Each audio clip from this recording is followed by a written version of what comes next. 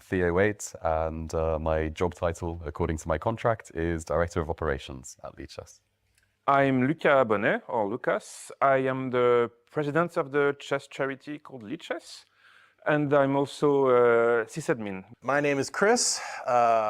I do content things. We're very bad with formal titles at Lichess. Hello, my name is Sam. I started doing work with Lichess in 2021, and I do development work on the Lichess website. I am Thanh. I'm a developer, and as a developer, I contribute for Lichess with my expertise. I have been involved with Lichess for about a year now. I was invited as a mod, and I was really happy about it. I'm Fishy Vishy. I've been volunteering for Lichess for 6 years, and I forgot the question. Lichess, is a non-profit and mainly volunteer-run. So this creates some kind of challenges when we're operating in a very much for-profit sort of environment and for-profit sort of world. We have a very high level of donations, I think, and people from all over the world donate to Lichess to keep it running. I always try to contribute something back to Lichess. Many other websites would use you basically to run ads and make profit. I really like the way that Lichess has handled a lot of the issues with women in chess, and I really appreciate the blog post that you guys have done surrounding that. There's also a lot of opportunities and positives to Lichess as well, pretty much purely because it is a non-profit. It has the best interests of its users at heart. I really value that Lichess is on open source, because it's available for everyone and also free for everyone. I think Lichess honestly is a gift to the chess community.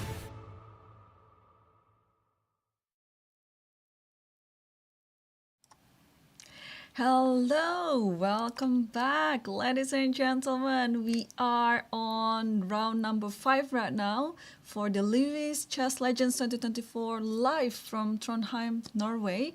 I'm your host, Irene Sukandar, and I'm so pleased to be back here every single day. And today we are officially entering the halfway of the tournament. Round 5, literally there. After this, there are 4 rounds to go. Who is going to be the winner? There are still so many games to go, and anything can still up for grabs. So, well, what do we have today?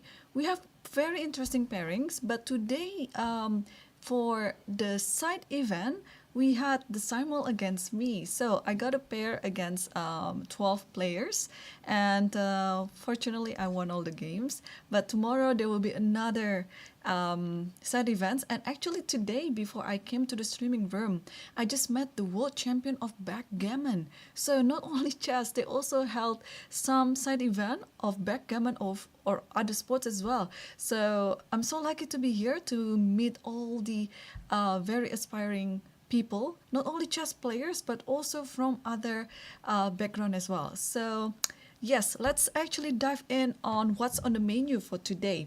And just to remind you some general information about the tournament, there are 9 rounds, and we are playing from the Archbishop Palace, Trondheim, Norway. It is adjacent to the Nidaros Cathedral, a very rich of history of the country, Nidaros Cathedral. Please take a look at it on internet, how important the cathedral is for the country's history. And yeah, so today we're going to play on the fifth. We're going to see the fifth round, sorry, and the time control is pretty long. It's 90 minutes for 40 moves and 30 minutes for the rest of the games, and each player will have 30 seconds increment from move 1. So usually the games will kind of finishing around the 4th hour, 5th hour, and sometimes there are 1 or 2 games that finish on the 6th hour. And let's take a look at the standings. So we have 2 Grandmaster sharing the lead with 3.5 out of 4. Grandmaster Bence Korpa from Hungary, who drew against Hammer yesterday, and we were so lucky to have Hammer in the studio yesterday sharing his thought. And another one is Grandmaster Orkudal Frode from Norway. He won against Grandmaster Gretarsson from Iceland yesterday. He managed to find such a beautiful tactic almost in the end of the game, where Gretarsson just, I think because of the time trouble, he just blundered. So there you go, we have 2 players with 3.5. And we have 5 players sharing, actually 6 players sharing the third place with 3 points out of 4. Marius Duer, Isak Storm, Hammer, Kenanen, Elham Amar, and Boris Jotolbashev. Okay, and today the matchups, of course, the first board, we're gonna see the 2 leaders, Spencer Korpa versus Orkudal Frode.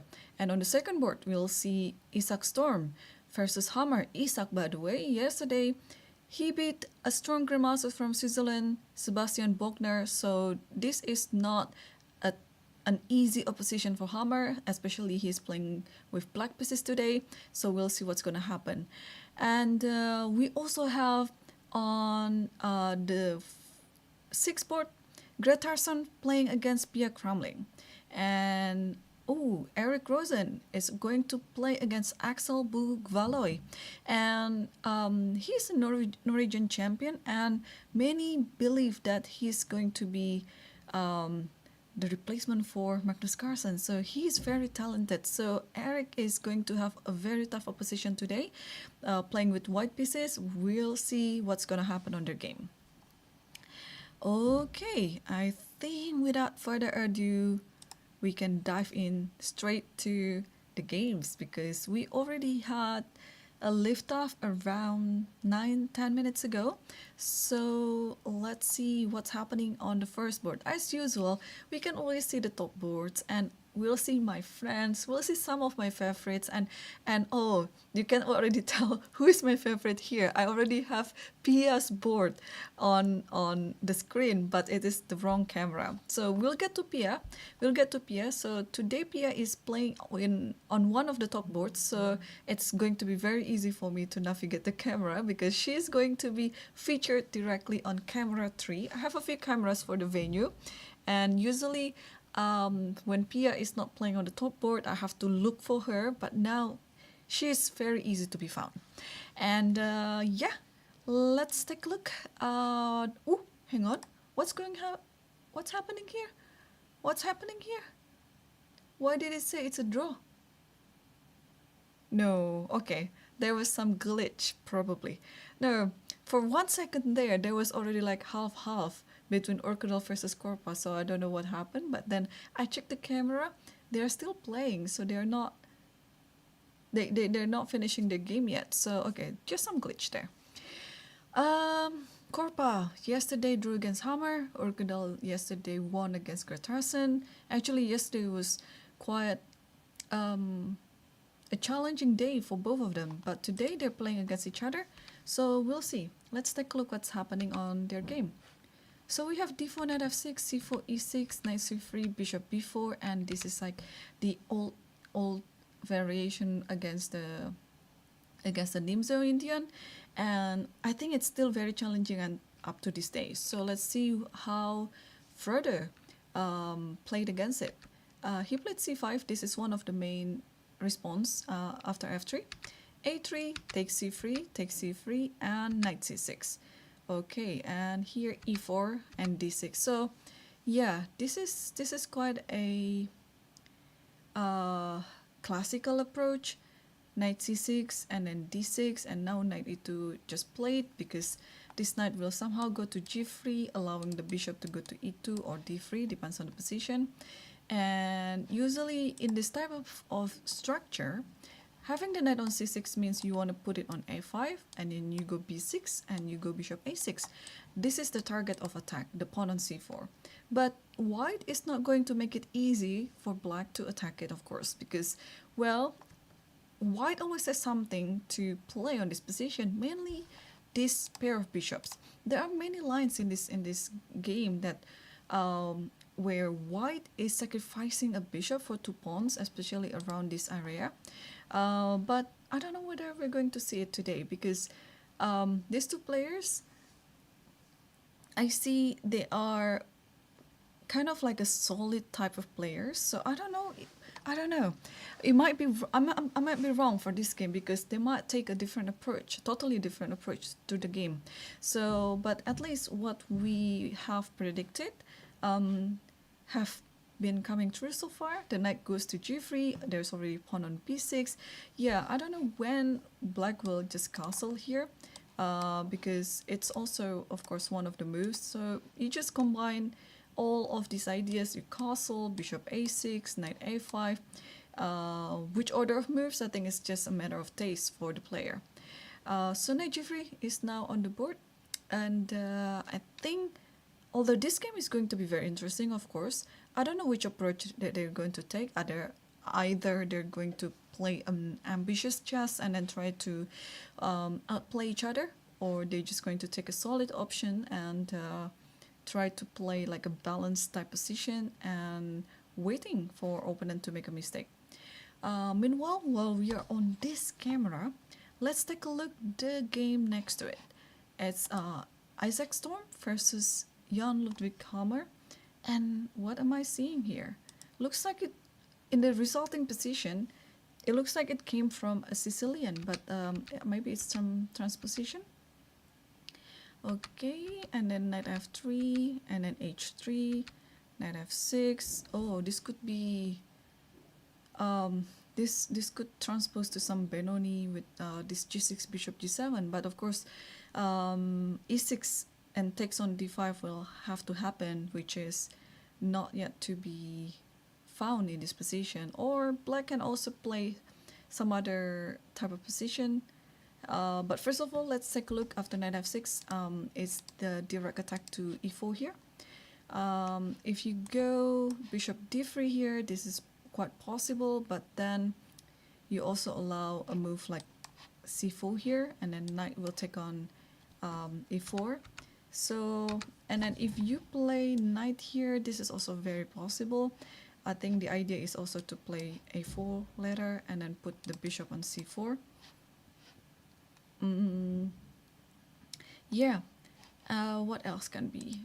The thing is, there's already h3, and I think this is important. This is important because after, let's say in this position, white played something else, like what to do, like knight c3, let's say.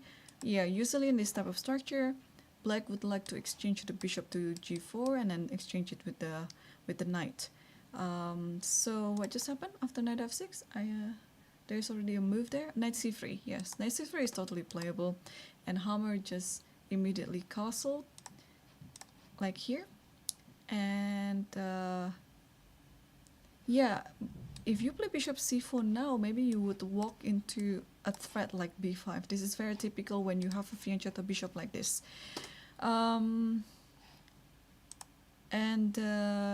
Actually, yeah, if you take with the knight, of course, the knight will take on e4. If you take with the bishop, there is this idea taking it with the knight again, and after this, give a check. The bishop is hanging, and if you put the knight back like this, you can just grab like this, and then this type of traits is beneficial for black's position. So yeah, so white better watch out where to move the bishop here. That's why I was suggesting the move like a4 first, just to stop all this nonsense, because I think having the bishop on c4 is quite important. Otherwise, a move like e6 here, you know, might come as a transposition, like what I said in Benoni g6 variation. So yeah, but apart from a4, what can we suggest here? Actually, still, it is a matter of taste, but the difference is now black has castled already. Yeah, sorry, I just realized that. Because even if you play a move like bishop e2, b5 will always happen. b5 is now actually the immediate threat. So I don't see any other moves here, unless you want to play a move like knight d2. But I don't see why a4 is worse than knight d2. So probably, I have a feeling that a4 will be played anyway.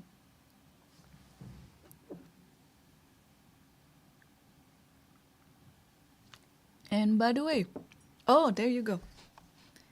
Has it played? No, it hasn't played. Yeah, today is a very nice day in Trondheim. It's not windy like yesterday. It's not cold. It's sunny actually, but it's not hot. So the summer here is very mild. That's actually my type of favorite, my favorite type of summer, because it's not very hot. It's not. Unlike in some other countries where it is very humid or very sunny, such as in my own country, which is very tropical. Here, I think everything was nice. I had my coffee, I had my lunch in the mid afternoon. So yeah, I hope for those who are watching, I hope you've been also having such a good day such as mine, and yeah, cannot wait for how the evening unfolds for us, because I'm sure I'll be enjoying every second here at my office from the streaming room, because today I can already feel the heat, the heat and the ambitions of the players, because whoa, at the first stage of the tournament, many are not warmed up yet. They're still trying to get the feeling of the tournament, and especially if those players haven't played a open tournament like this for quite some time, they might feel a bit rusty, they might feel a bit out of place. But here we already entering officially the halfway of the tournament, and they are already aiming towards the prize. And what's the prize? The prize is the total of 28,400 euros in total, but also we have lots of side events as well where players can also take a part. Some are serious, some are for fun, so up to your choice which one that you're going to take in. Okay, still no moves yet from Isaac. I think while we are still on this camera, let's switch to the first board. Let's switch to the first board, and after b6, knight g3 here.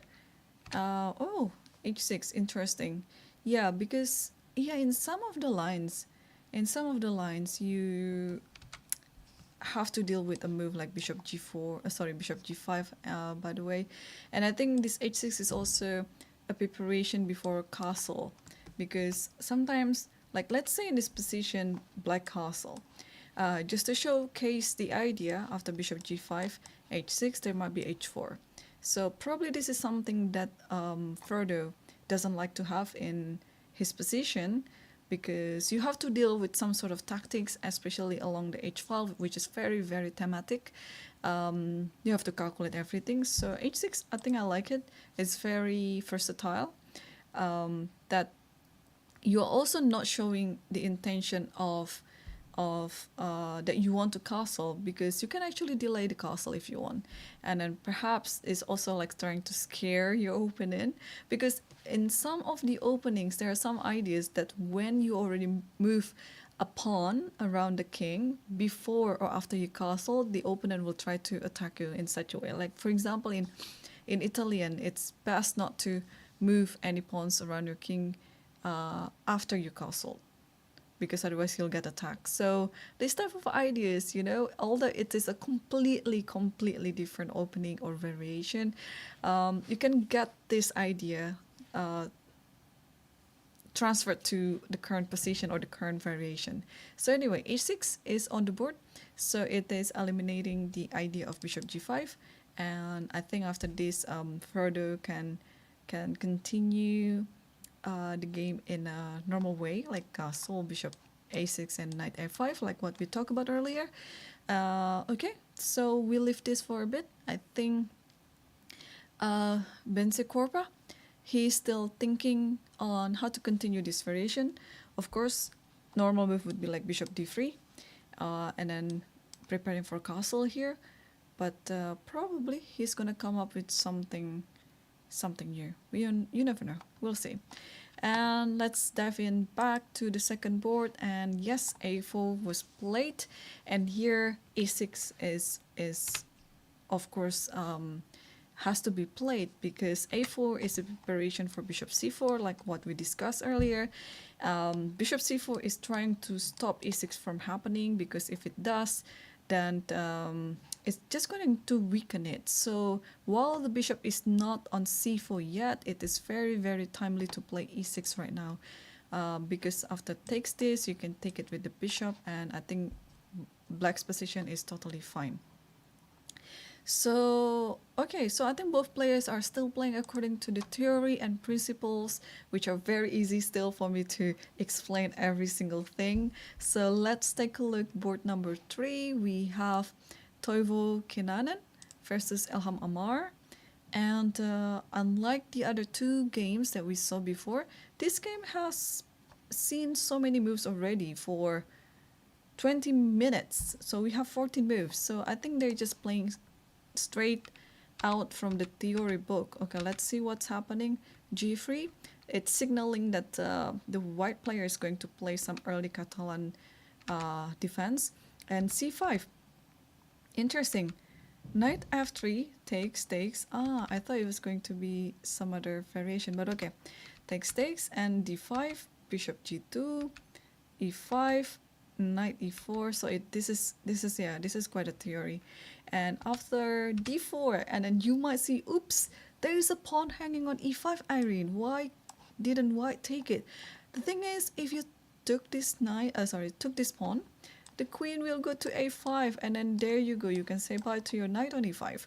So there's some little trick like that in the opening. It might work in the blitz, but for such a caliber of players, Toivo and Amar, none of these players will fall into such a trap. And here, instead of taking on e5, white just castled, and now white is posing a direct attack to the e5 pawn, because there is no longer check on a5 anymore.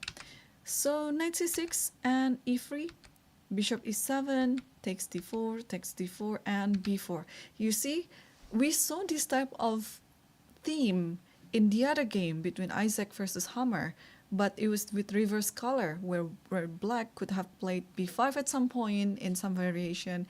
And of course, this idea can always be played with, it doesn't matter which color you are playing, as long as you get like the similar structure, similar pattern, you can totally play it. So b4, just play it. And if you ask me the question, of course you already know the answer too, that if knight takes here, this pawn is hanging, that you can just take it for free. But if bishop takes here, you can actually take this one. And the thing is, if queen takes this one, black will lose on the spot, because bishop takes c6 comes with a check. And after this, you can say bye to the queen and white will win. But if you take this knight with the other knight, we can go on the same pattern again. Queen a4 check, and the bishop b4 will lose. Knight goes back to c6, you can grab it like this, takes, and then takes this. And I think now with the opposite colored bishop, with so many heavy pieces still on the board, white is standing better. So b4 is the move here. But of course, knight takes b4 was the idea. Yeah, I think in this position, black has to take the pawn anyway, but not with the bishop. And not ignore it, because if you ignore it, this pawn will come to b5, and then you lose the pawn on d4. So what happened was knight takes b4, knight takes d4. So this is actually very dynamic right now. I'm still delaying on how to evaluate this position. Let's go to the resulting position, and then we can try to evaluate who is better on that. So knight g4, knight c3, and okay. So we are now on the current position. Knight c3, okay. So, okay, you know me well. I like my pair bishops. I like my development, and I think white has everything for now. But of course, yeah, I was about to mention, yeah, what about knight takes e3, because then you lose your pair bishop. But for the compensation, here white has a very excellent bishop on g2. So this g2 bishop has a very good diagonal on h1 a8 and mainly aiming on b7. And also a centered knight. I think we can create this quite an outpost. I was just imagining a position where white can play a3 and the knight probably has to move to a6 because c6 is undermined by this knight and this bishop, and this knight will come again to the center like this, knight d5. So having two knights in the center like that, how amazing is it? I think from the earlier lesson as a chess beginner, I remember, yeah, you have to put your knight in the center because it can reach like 8 different squares at the same time, or it can control at 8 different squares at the same time. Compare if your knight is at the edge of the board, you can maybe control 2 squares. So that's why I think that's going to be a dream position for those knights to be on d4 and d5 and perfectly protected as well. So this position, as for black, I think we can tell that the positions are quite open, and you know who likes open position? The bishops. So since black has a pair of bishops here, this game will be quite dynamic. Maybe at some point I can imagine if white is going to take some of the material because black sacrifices it in order to open up the position even more. Because you have to try to utilize your pair of bishops by opening more and more diagonals, and especially diagonals around your opponent's king. So I will surely take a look at this game again. I'm just very curious on how the game will unfold because this is very, very dynamic. So yep. This game is played by the players in the far end of the camera. You see Kenanen. Actually, both are wearing white t-shirts right now. What's happening on the board next to it? Why are the players not present on the board? Let's take a look. Okay, I think it's coming from an English position. Let's see. C4, knight f6, knight f3, c5. Yes. Are we going to see symmetrical English? Yes, we are seeing it now. But after e3, a6. Okay. So bishop e2, g6, castle and bishop g7, d4, takes. Okay, this is interesting. Yeah, so this type of move, yeah, because if you take this pawn with the pawn, d5 will come, and eventually if you don't move c5, I mean, here if let's say you play what, h3 or something like that, there's an idea to take this one, but of course black is not forced to do it, and then having an IQP in the center, which I think is probably better for black now. So in order to avoid the IQP, here white took the pawn with the knight, and after castle, queen b3 and d6. So okay, everything is still pretty much in the theory, and they are going to see the middle game soon, which is I think about now. Rook d1 is already on the board, so probably what white is threatening is something to do with the pawn c5, because this rook is in the center and the queen is sitting right on d8. So probably black has to do something about it. What can black do in this position? So this is the current position right now. It's black to move. I would like to get my bishop on c8 out, but there is no way to do it yet because the queen on b3 is attacking b7. So we have to be a bit patient about it. One way to start probably to take here actually. And also because if rook takes here, maybe I can bring another knight to d7 like this, and then the knight will sit nicely on c5 because now this rook is under attack. And if somehow white takes it with the pawn, I know I cannot do this yet, but at least in this position, I can do something else, can I? Maybe rook b8 so that the bishop can go to d7 or to f5. I think the position is fine for both sides anyway. It's just a matter on how you're going to keep going with the position, because well, only one pawns are being traded so far. There's still so many tricks that you can play out of this position, but I'm just a bit concerned about the time management here. As you can see, that here white is not spending any minute, even I mean, he's even gaining a minute on his clock right now, while black has been pondering too much on the opening section. And now, yeah, they have about 22 minutes gap. Well, it doesn't look much now, but again, in chess, you gotta have this time management, because at some point later, you might regret. I know it because I've been there, done that. I've been, yeah, I learned the hard way and in some of the games. So yes, and also in some of the games I try to be quicker, but then I also get punished. So you actually have to find your flow. You know, you shouldn't be too speedy, you shouldn't be too fast, but you also shouldn't be too slow. So yesterday I had like a very, very interesting and instructive banter with Hammer, because he came here to analyze this game, and yeah, he's been also criticizing his own time management during the game against Korpa, because at some point of the game he didn't have much time to think and he had to play faster, but he would like to think longer because he thought that there was something going on in the position that could benefit him, but he just didn't have time, and so he decided to go to a drawing line.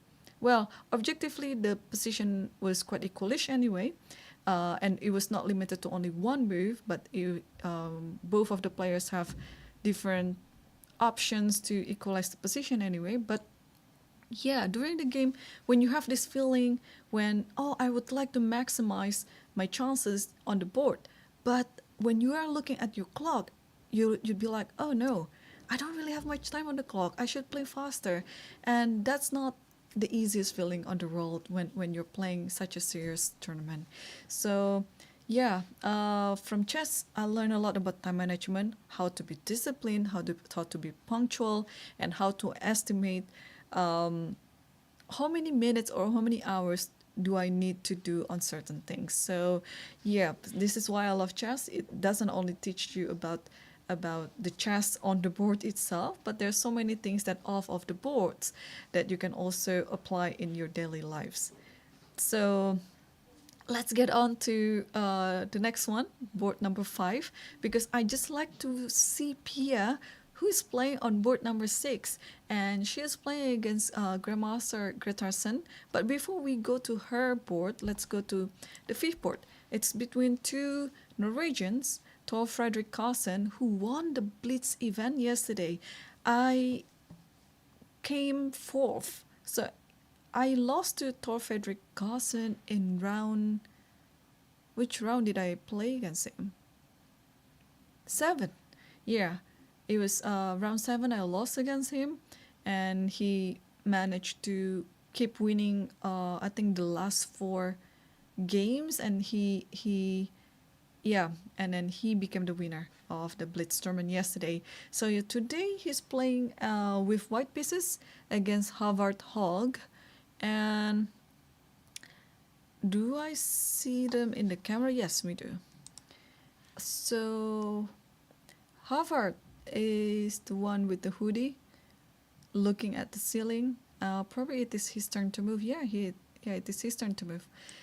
So let's take a look what's happening in the game. We have a Caro-Kann and the advanced variation e5, bishop f5, h4, h5, and c4.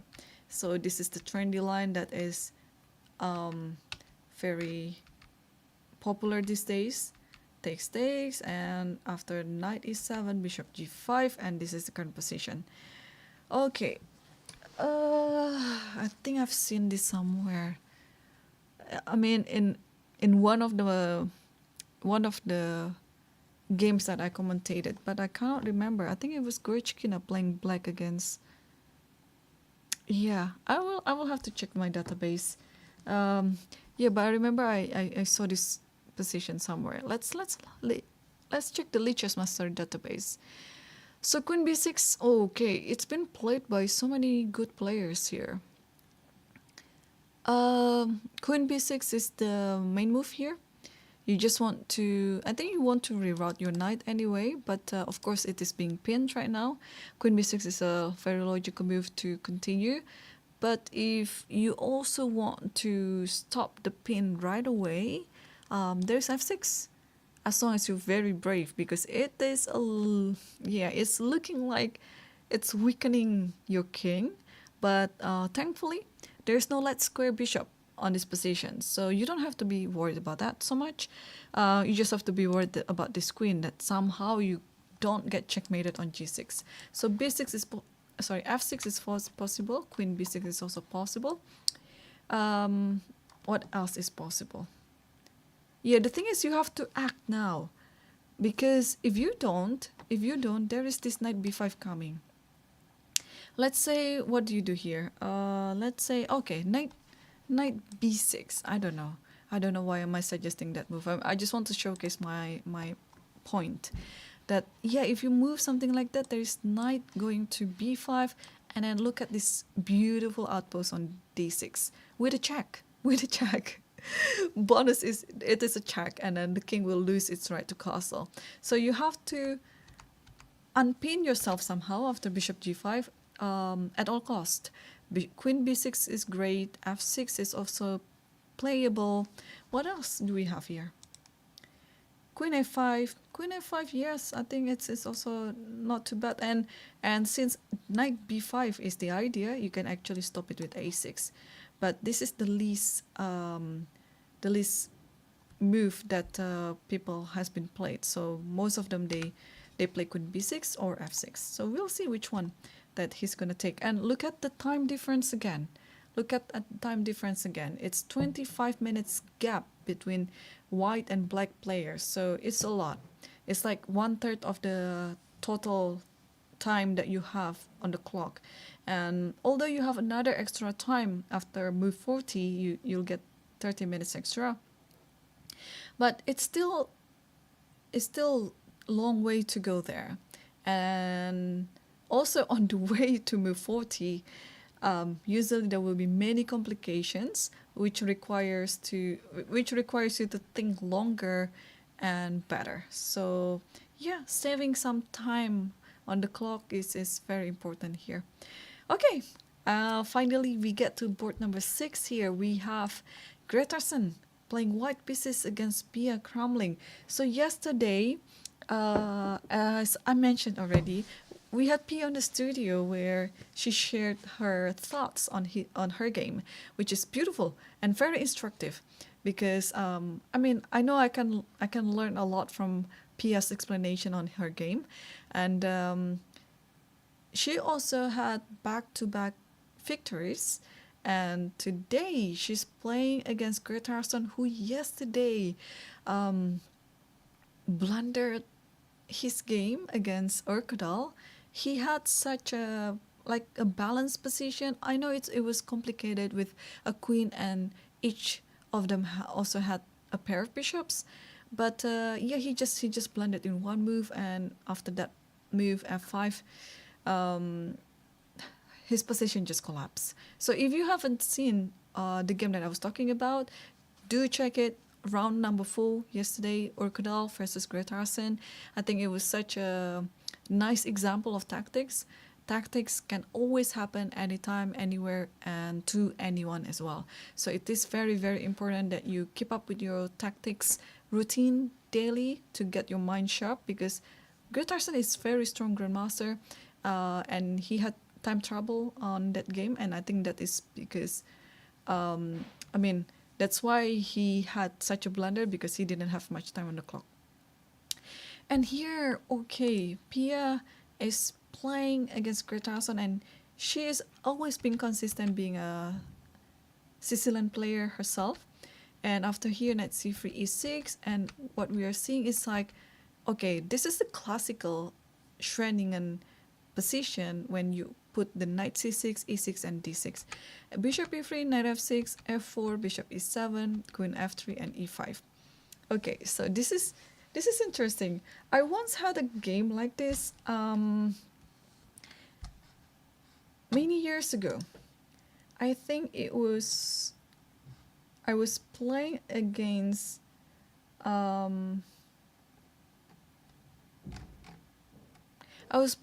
some Savian, and I managed to outplay him straight from the opening to the middle game, where we actually had like 1 hour time difference on the clock. And at the critical moment in the game where I was just totally winning, I don't know, maybe it was like plus 10 or something. I just misplayed one move, and things backfired, and I lost the game, and I cried because it was such a very good preparation between me and my coach back then, that we already had that file for a few years then. But never played out because somehow I just never got that on the board. But before that game, I didn't even prepare that line, but it just somehow appeared on the board, and I managed to remember or to recollect the preparation. But after the preparation was done, like a few moves later, I played quite well. But then, just one move that I misplayed, and I started crumbling, and then I lost the game. It was so heartbreaking. Yeah, chess can be so brutal, right? Yes, especially when you know that you already put your hard work, not only during the game but before the game. This analysis took us hours, and then also took me some time to memorize, to understand, and that cannot be played for more than 1 or 2 games. Okay, so here Queen f3, e5 was played. I think, I had like a different approach in this position. But yeah, e5 is always like the idea. So maybe in this position, maybe I played bishop d7 or something like that. So that if knight takes, bishop takes, like that. Yeah, like this, and probably bishop d3 here, and I'll play queen a5, and then soon I'll play e5. So e5 is the typical idea in this. I don't know how do we call it anymore. Like, it's coming up from a Schwenningen, and now it's like a classical approach. Now it is e5, okay, knight c6, bc6. White is objectively better in this position, but probably if we put the evaluation bar, probably it's like not minus, 0.6 for white, probably. But it is still in the opening phase, and you know how dynamic Sicilian is.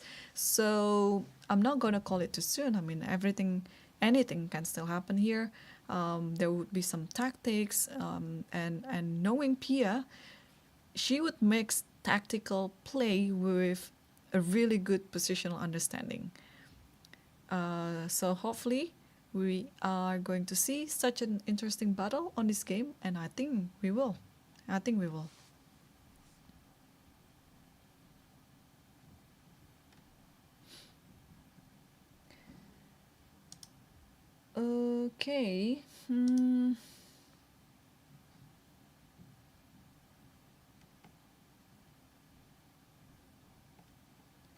Let's go to other games. While we are here, I would like to see which one. Oh, here. Valoy Axel Boo.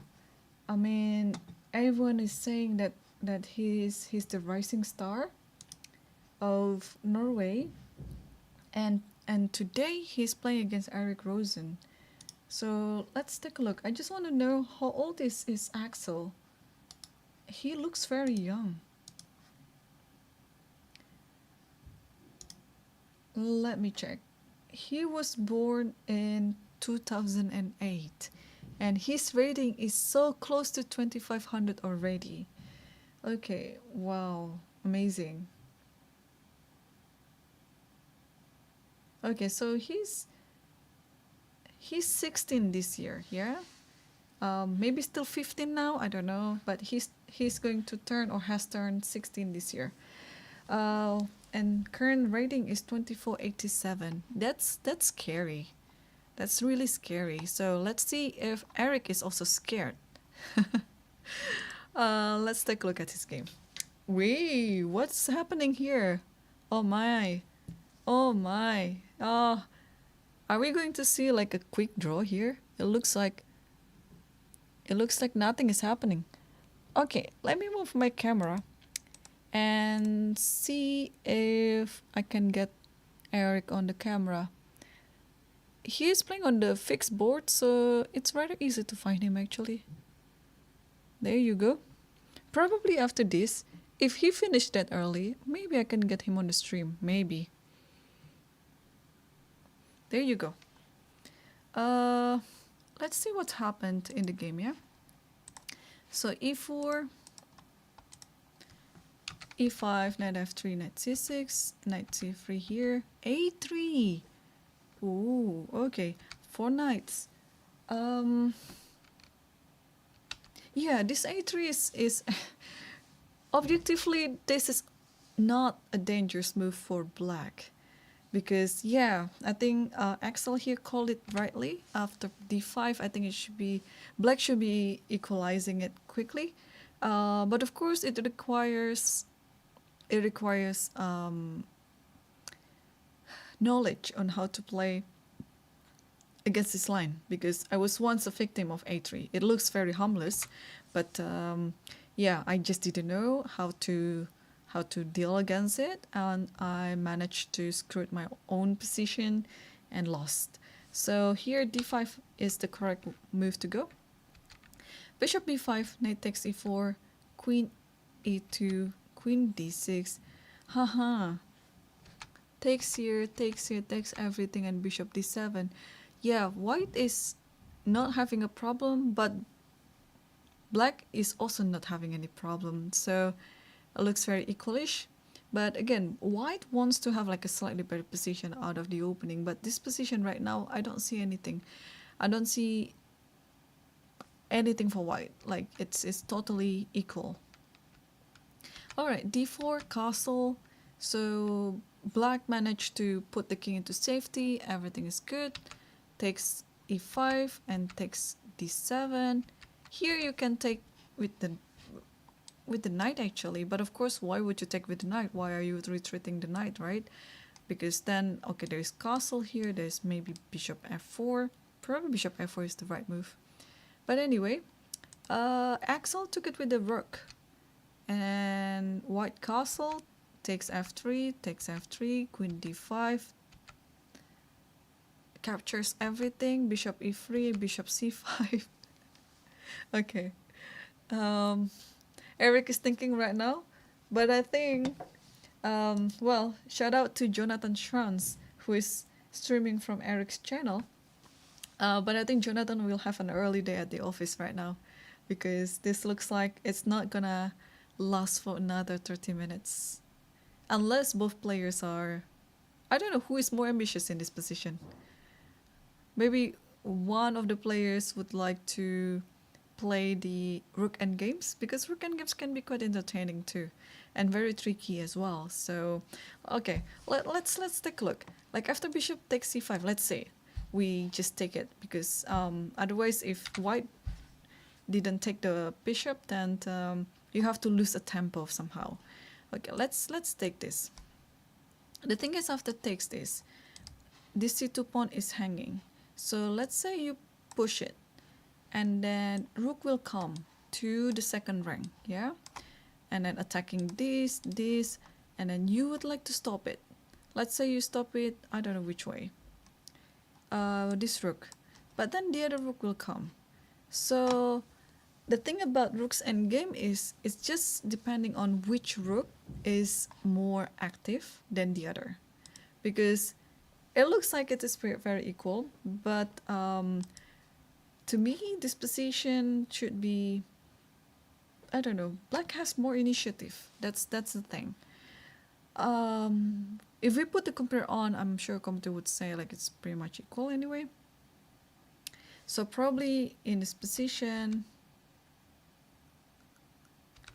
yeah, in this position, probably you shouldn't move the pawn. Probably you should just go here.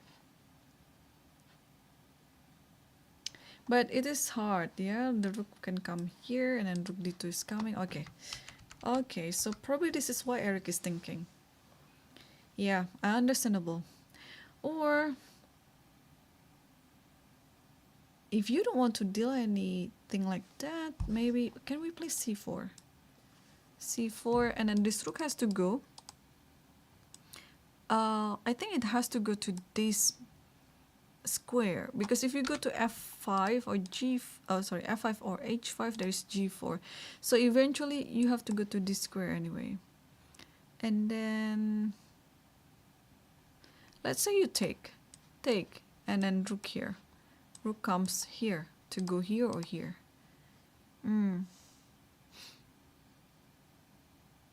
Probably you can get away with b4. And then if rook goes here, then you just put the rook on c3. But Eric didn't do that. I think, yeah, this type of ideas initiative can be quite scary. So after bishop c5, he just played rook a d1. So allowing like the hanging pawn in the center, because this can happen. Takes here. Yeah, but objectively this should be draw anyway. As long as you don't go, actually can you go to the pawns endgame? Whoa, this is interesting, because if after rook d8 here, what's gonna happen? Rook d3 or rook d4? And then you go to this endgame, and I think depending on how brave you are, you can just offer a draw. If you can calculate everything after this, let's say, if you can calculate everything, yeah, this is quite a challenging moment, actually. And I think this can potentially happen. I know it looks dull, but it is not dull at all. Rook a d1 here. We can potentially see this happening. Takes, and then playing this out. Usually when you have like a pawn endgame with rook like this, you don't want your pawn structure to have too many islands, because here white has 3 islands. 1, 2, 3 compared to black's 2 islands. So, but this should be defendable. Like this should be drawn, but requires an accurate play.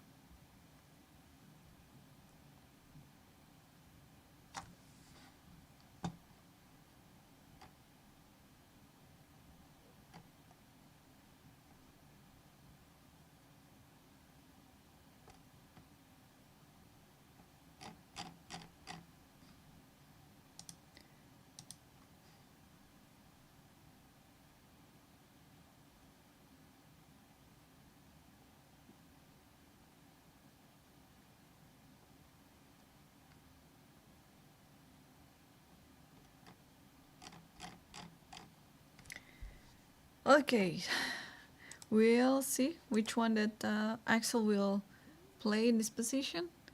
But yeah, hopefully if this game is done quite early, we can have Eric on the stream.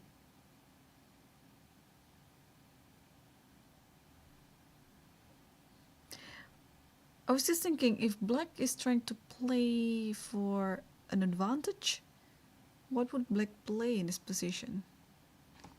Rook d8, let's say? Because rook d8, you have to take this. And then rook takes this. And after this, this.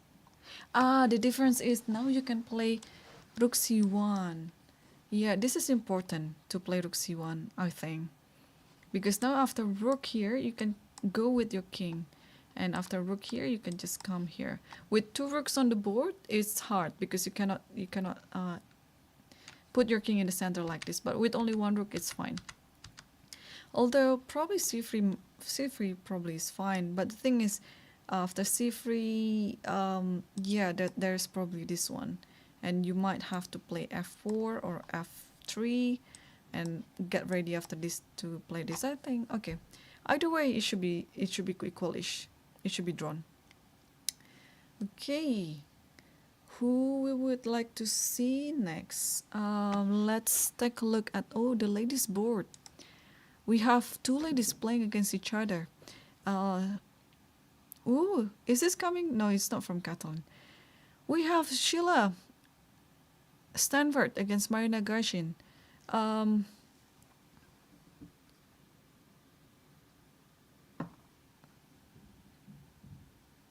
Okay, I don't have the visual of their game, so we have to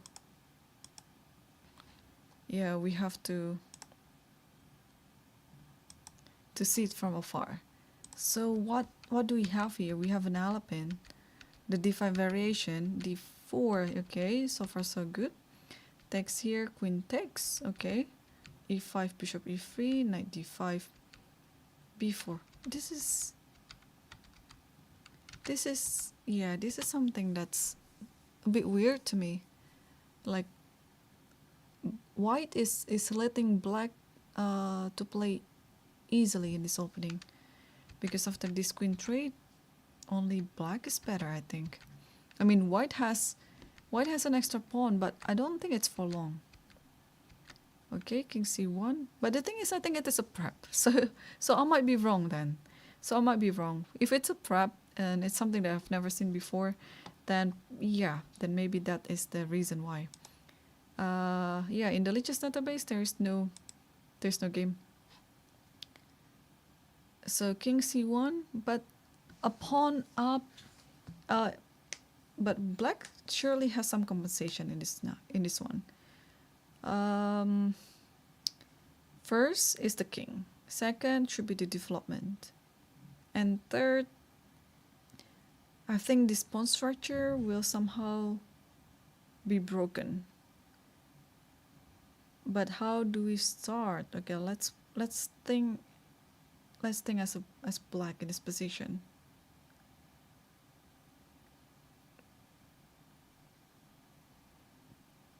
How bad is castle here?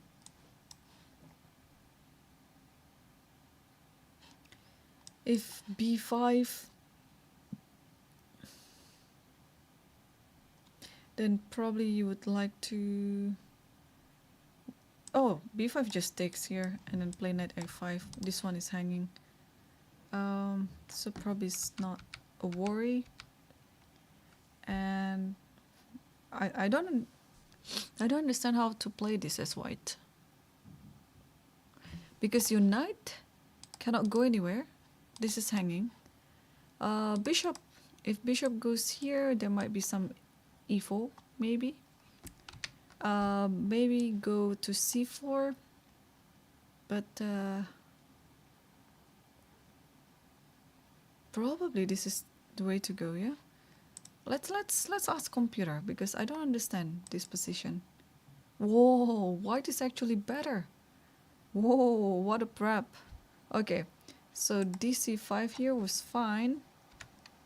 Queen d1, king d1, and okay, e5 here. Okay, in this position knight d5 was correct, but after b4, black should have played f6. Why? Let's say we copy what happened in the game. After f6, king c1. You don't need your bishop yet. So you can try to break this pawn structure by playing a5. Okay, now I understand.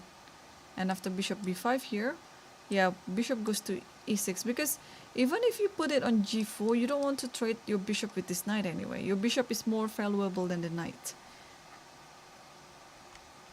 Okay, but now after bishop g4, white is somehow better. King c1, and let's say castle. Okay, black hasn't played yet, but let's say black castle. h3. Why? Bishop e6, bishop b5, and then let's go, we play f6. King b2. Probably everything is in time for white to keep the extra pawn. Perhaps.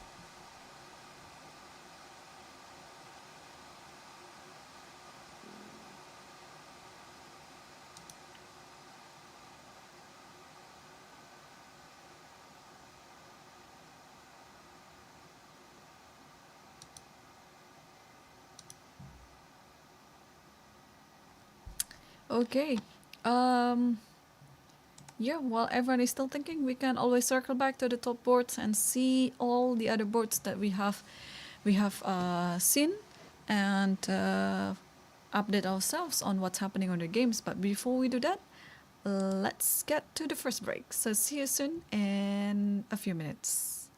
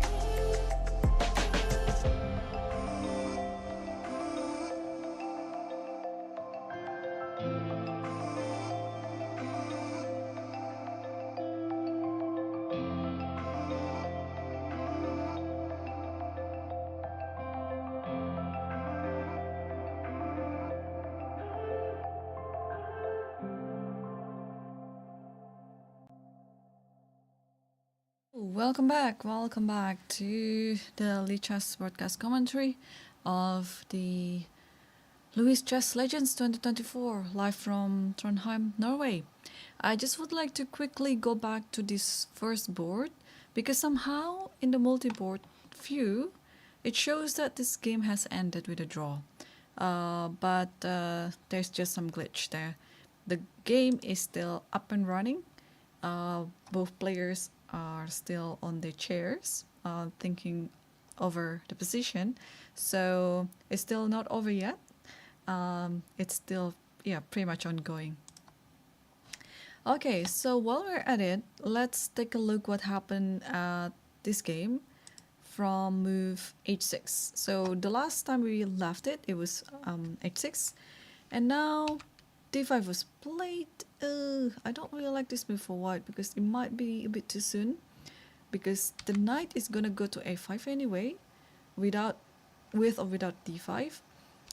D takes e6, bishop takes e6, bishop f4 now, and castle, queen takes d6. So yeah, what do we see here is you're allowing this trade of this pawn for this pawn ladder, and I think in the resulting position ladder, black would stand better, and then the computer agrees. But this is still very hard.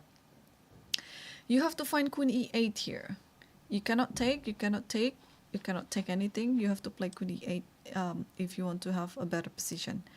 But of course, this will leave this rook as if this is isolated. But the idea of queen e8 is very, very sneaky, that you would like to get your queen to a4. And then since this king is still not castled yet, you can get it to b3, let's say, and attacking c3, or you can just grab this pawn because your king is already safe. And then since this queen is already stepped away from d8 square, d8 square might be occupied by other rooks. Maybe this rook, maybe this rook. So queen e8 here, I think it's a very fantastic idea. It looks very subtle, but the plan behind it is very powerful. So probably in order to stop the queen from moving to d1, sorry, to a4 here, white has to play queen d1 and then stopping it like that. But this allows rook to come to d8 with the tempo, and let's say queen goes to c2 because you still have to stop queen a4. And now maybe it's time to take c4 because the d6 square is now covered, that you don't have to be worried about bishop d6 anymore. What is the best way to take this? With the knight or with the bishop?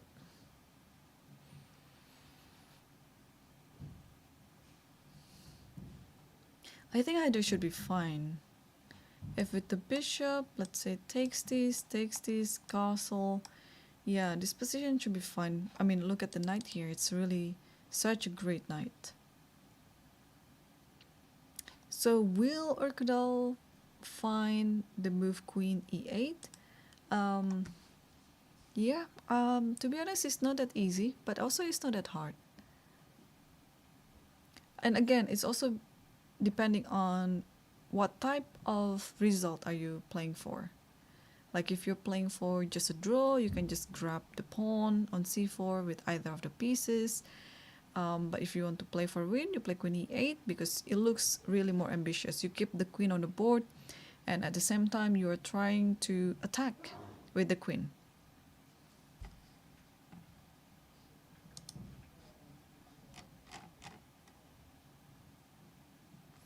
Okay, let's go to the board, the second board.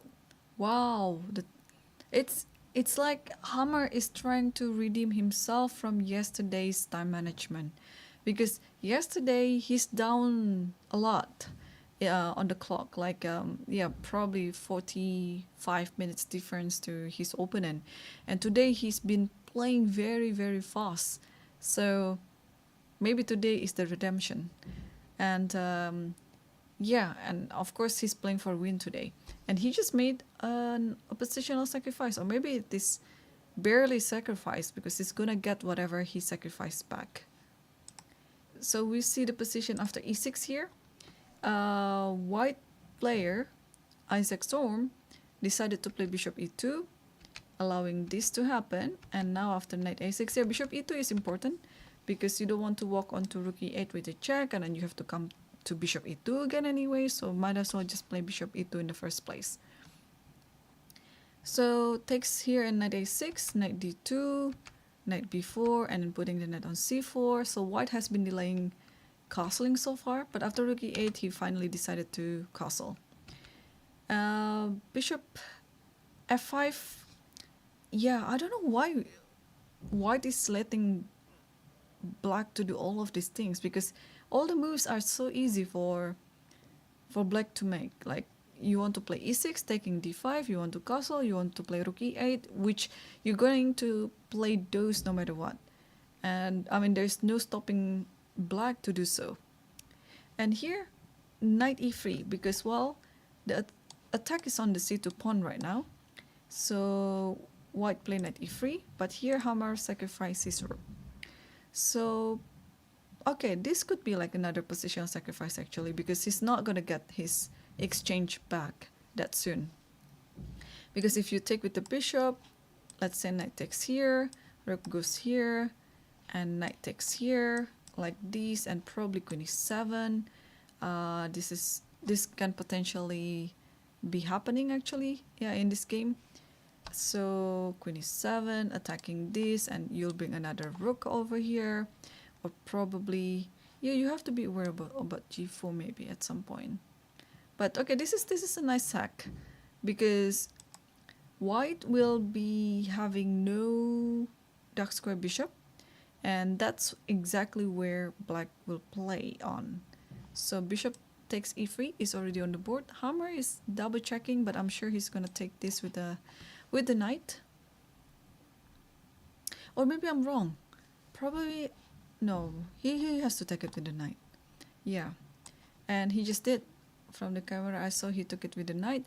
I was thinking there's a move like g4, but this doesn't really work. I can just take this bishop first, and after this, I'll move my bishop elsewhere, probably to d7.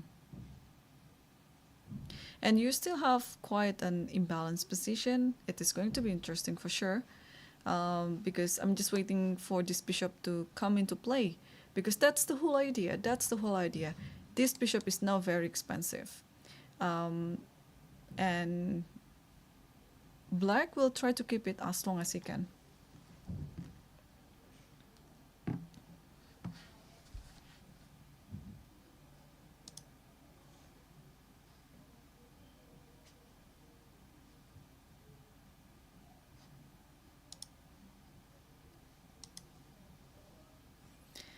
Okay, knight takes c2. This is the current position.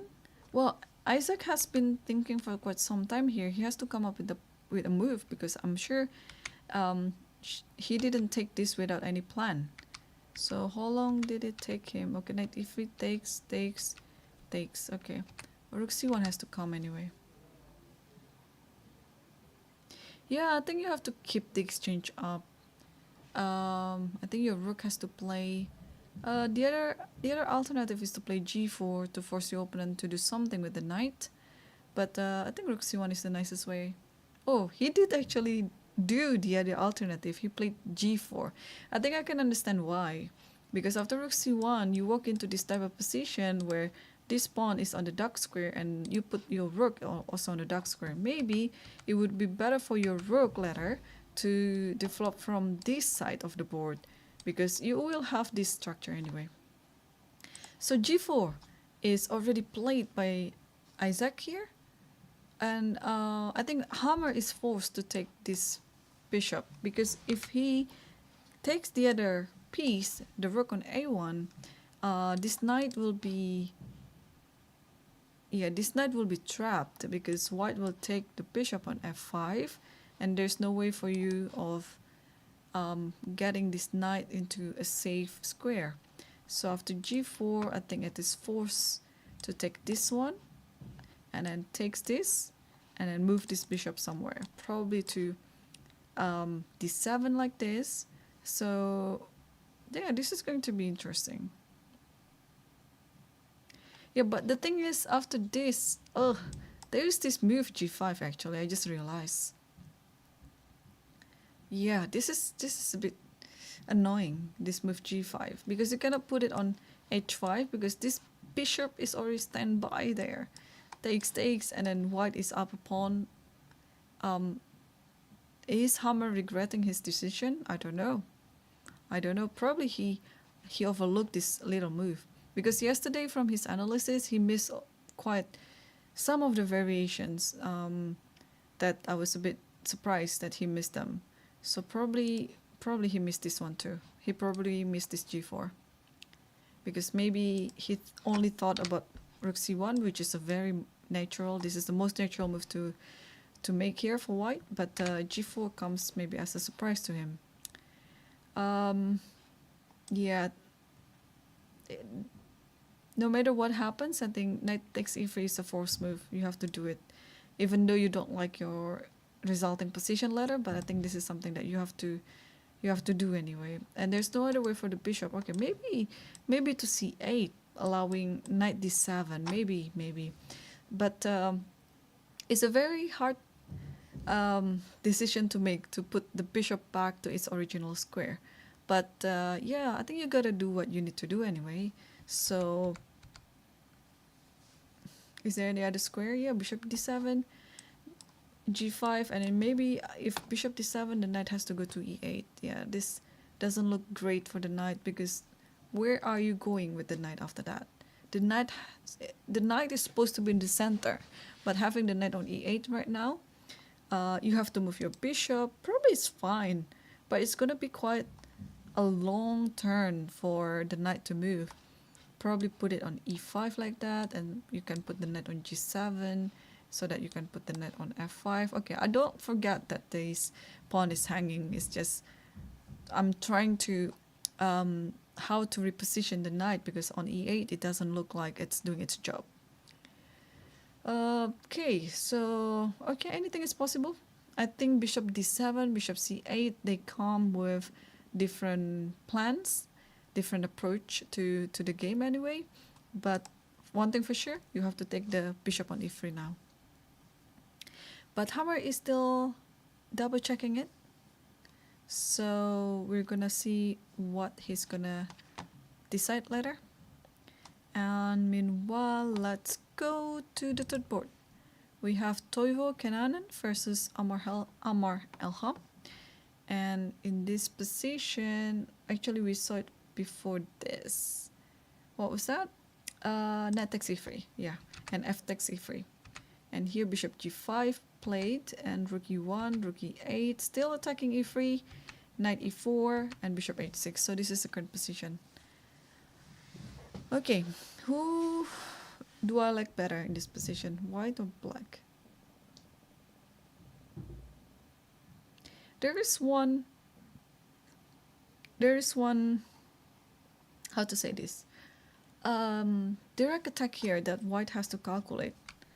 Actually, let me see, knight e4, okay, he thought for 3 minutes, like this, yeah, white has to be prepared of f5.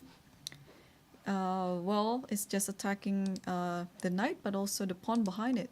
So this is white to move. My natural reaction would be to play queen here. Queen b3, because I'd like to attack this knight on b4.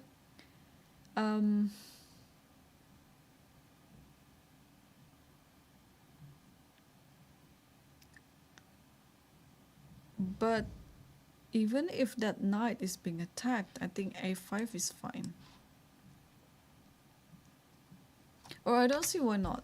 Why not knight c6 back? I think it should be okay. But instead of queen b3, he attacked with the rook. So rook b1 just happened on the board. Rook b1 just happened. And I don't believe knight can take a2, by the way, because it's the knight will be trapped anyway. So it's either you play a5 here or put the knight back to c6. But that endgame is better for white, I guess. If you put the knight on c6, this knight takes here. Let's say you take this one and you take it with this rook. Take this one, and then I think you have knight here. You don't worry about this pawn anymore. You can just give it for free, because activity is more important in this position, and not to mention that black has a weak back rank.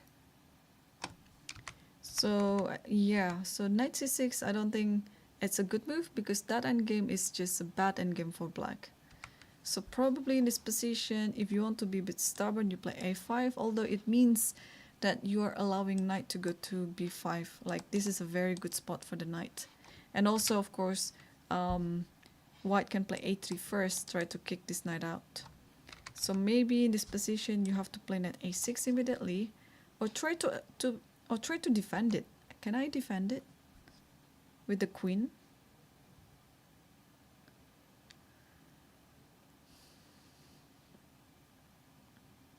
Maybe defend it with the queen like this.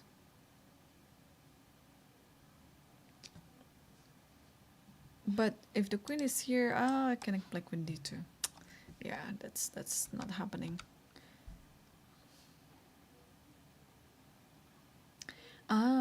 What about f5? Yeah, we can still do f5. An attack with a counter attack. So f5 here, yeah, why not? This is actually the critical moment. I think f5 has to be played, because I don't see any other way to protect the knight or remove the knight from b4. I think black has to counter back with f5.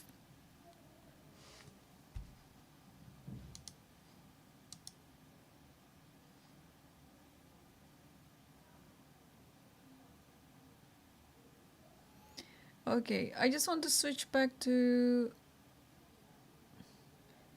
Eric's game, because this might just end very soon. Let's take a look what's happening there.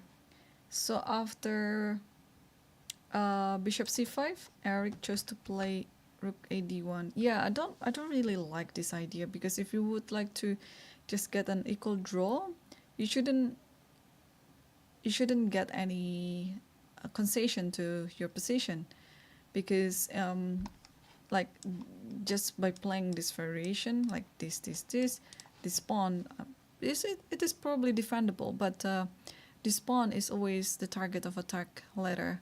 Anything can happen on e4 square because you cannot stop it. Probably put the rook there and put the pawn on f5. So black might be standing better, but okay, maybe it's not enough to win.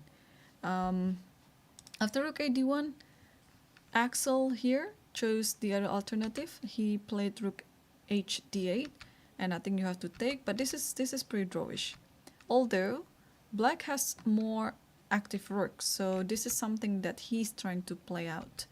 a5 here, king comes, but then rook e2. I don't know why after this Eric doesn't play a4. He might have another idea though. Probably it's still draw. Like the position is, you're not limited to only one move to make a draw in this position, because it is very equal. So let's see what he has in mind. King f1, a4, king e2, and then you have to protect it with the rook, and then probably king d3, yeah, king d6 and b3.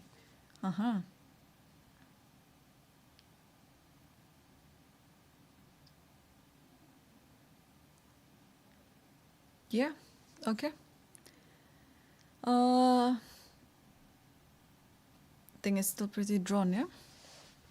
Oh, here a takes b3, and he's thinking how to take it back.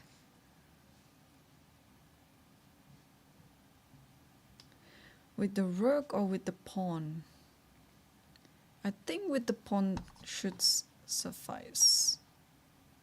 Like that, and then put the king here. Whenever there's a check, put it back here. Yeah, the reason why the king goes to c4 is you want to free your rook so that your rook can do some work. But yeah, I think this should be drawn. So he might be thinking about taking it back with the rook. What's gonna happen after this?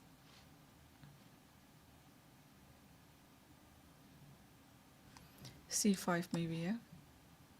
No, c5, king c4. What am I doing here? Though it should be fine, but it requires more calculation. So probably after this, king d5. Yeah.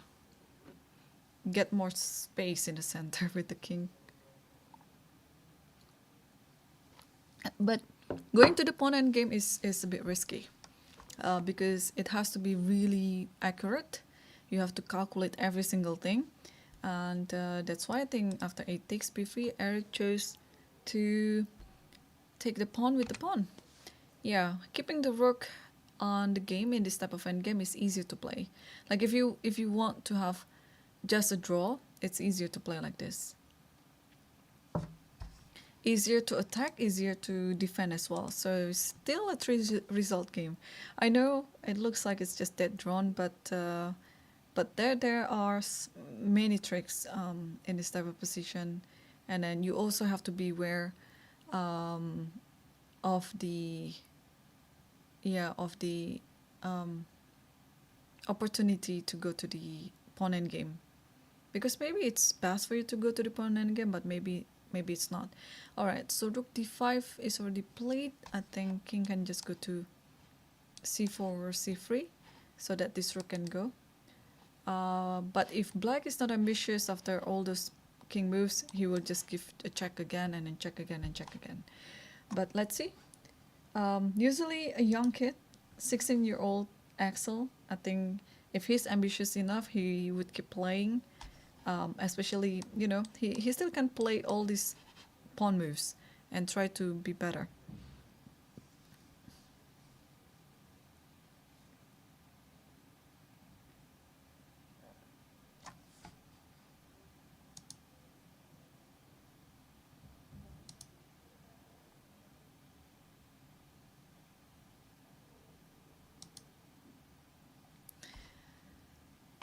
Something has been played. Okay, king d5. I mean rook d5, king c3. And he's thinking again. Okay, we'll keep an eye on this. I want to switch back to the fourth board. Yeah, we left it a while ago. And here from the English opening, I think we saw the position after rook d1. Oh, okay. He played knight d7 right away without taking the knight on d4. Queen a3 and then knight c5 and b4. And after knight e6, takes. Okay, this looks pretty normal too. Bishop d7. Yeah, anything is still possible to happen here. So bishop d7 and Boris just played a move. What did he do? c5. Yeah, having the rook on d1 and the pawn on c4. Yeah, I knew c5 would be one of the ideas here.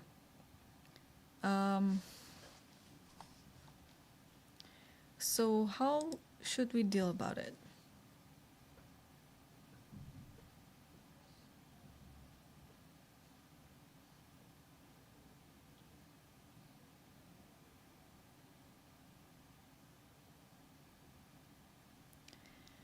This is under attack. I think the default move here is to play d5, yeah, just to save the pawn while also at the same time not losing anything. And I think it's pretty much a generic move anyway that you would like to play. But his opponent is not on the board yet, if I'm not mistaken. Yeah. No, his opponent is there. He's just thinking right now on how to play this position. But also, since the bishop is already blocking the d file, could this be an answer? Because the drawback of d5 is probably knight a4, and knight can just sit nicely on b6.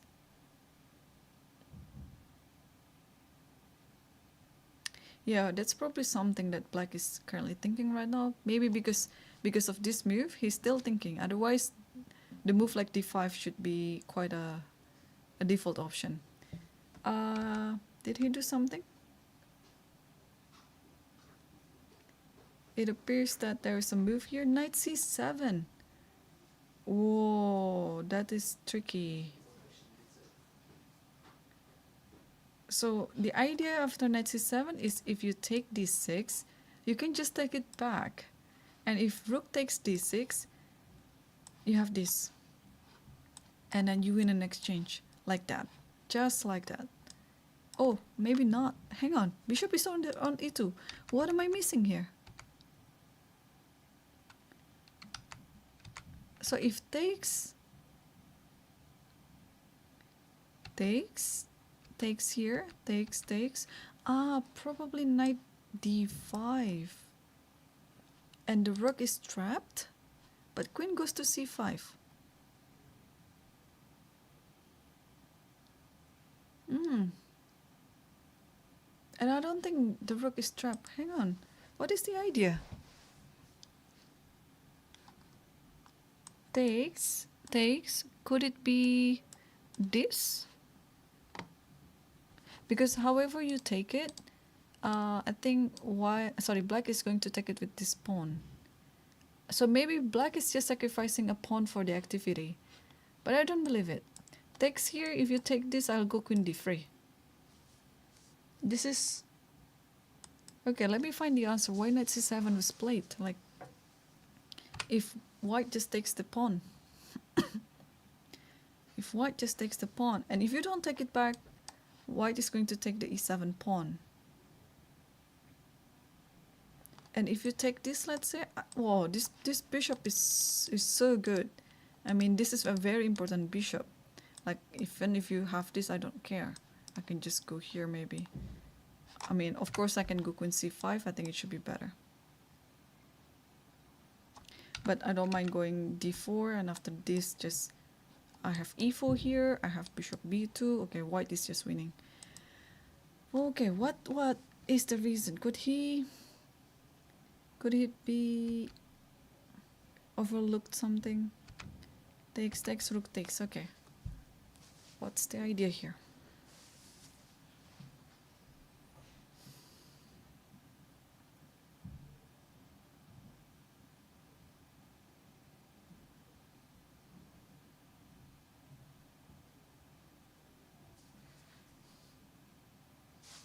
Let me try queen e7. Just something to attack. And then let's go rook d1. Attack again, bishop f5.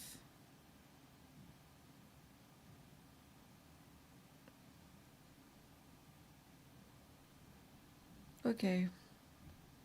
Yeah, I think this looks like it. Maybe at some point white has to sacrifice the pawn again by playing e4. But I don't really like this knight c7 move. I don't trust it. Okay, what does the computer say? It's okay. Knight c7 is good. Knight c7 is actually the best move. d5 is second best. Okay. So what's the idea? Okay, I might have missed some tactic here. What's going on? If take, knight b5 immediately. Ah, okay. And if I take this, queen takes e7. This rook might be trapped. So let's say I take this, takes, queen. Ah, that's very tricky.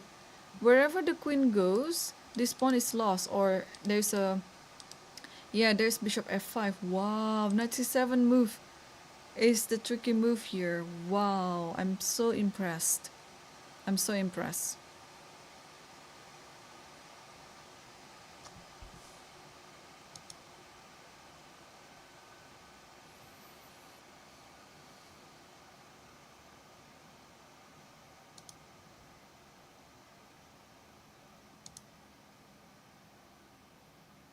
Yeah, I'm so impressed with this move. Okay, so there you go.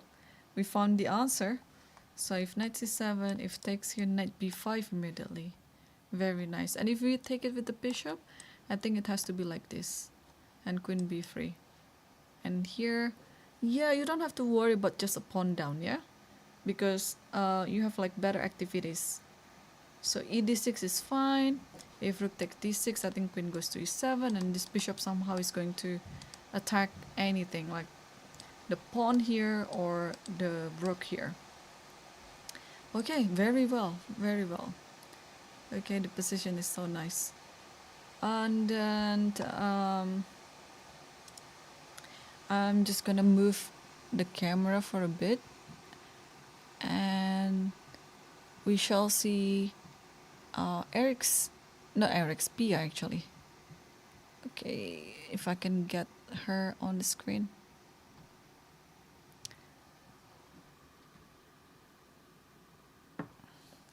Okay, let's go to board 5.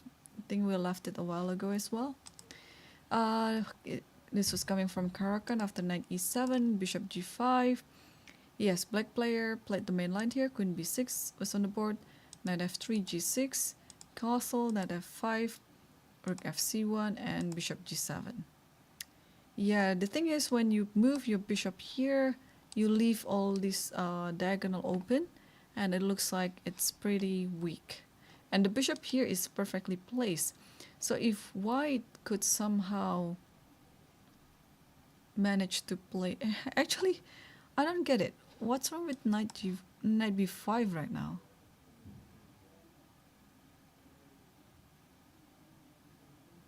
Probably he's just castled, yeah?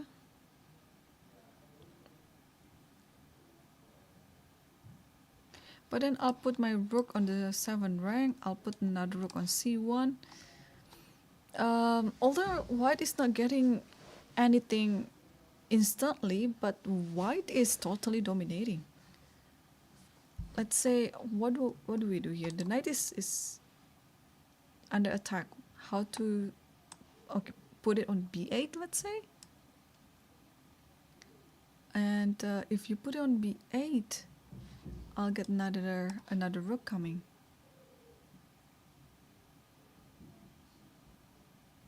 Yeah, I think white is very pleasant here. Also, probably white is now thinking not only knight b5, but also knight a4. Attacking this queen. Yeah, probably this is the best move. Where does the queen go? Queen has only 2 squares, here and here. But going here, I think should be fine. Oh. I just would like to showcase the idea.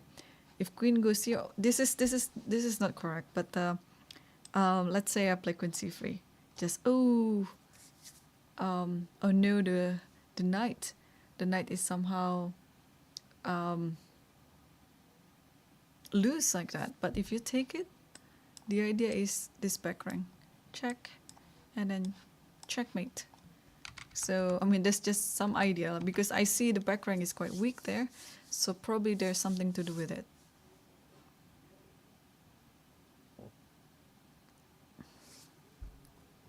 But maybe queen c2 is better. But then there's castle. Yeah, so not sure. Or what can you do here? I think you can do slowly, just like b3, a3, knight c5, or maybe after b3 you play rook c7. So maybe that's why queen f5 is better. After knight f4, queen f5, so that rook c7 is not an option. Oh, but if this happens, then the queen can go to a3, stopping the castle. Whoa, that's amazing. And if bishop goes here, then at least now the bishop is blocking the castle, and then you can play queen b3.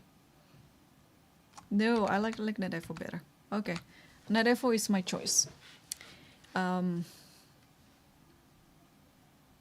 knight f4. Also, if after queen here b3 castle, not only that there is rook c7, probably we can play rook c7 first. What I meant is, let's say the knight goes, I don't know, where does the knight go? If going here, this is hanging, yeah, everything looks very bad. If here, this is actually the idea, bishop d2. And where does the queen go? Queen goes here maybe, but I think I can try to attack it, can I? Looks very bad, like here, bishop b4 is coming. Okay, knight a4 should be winning, not knight b5, but knight a4.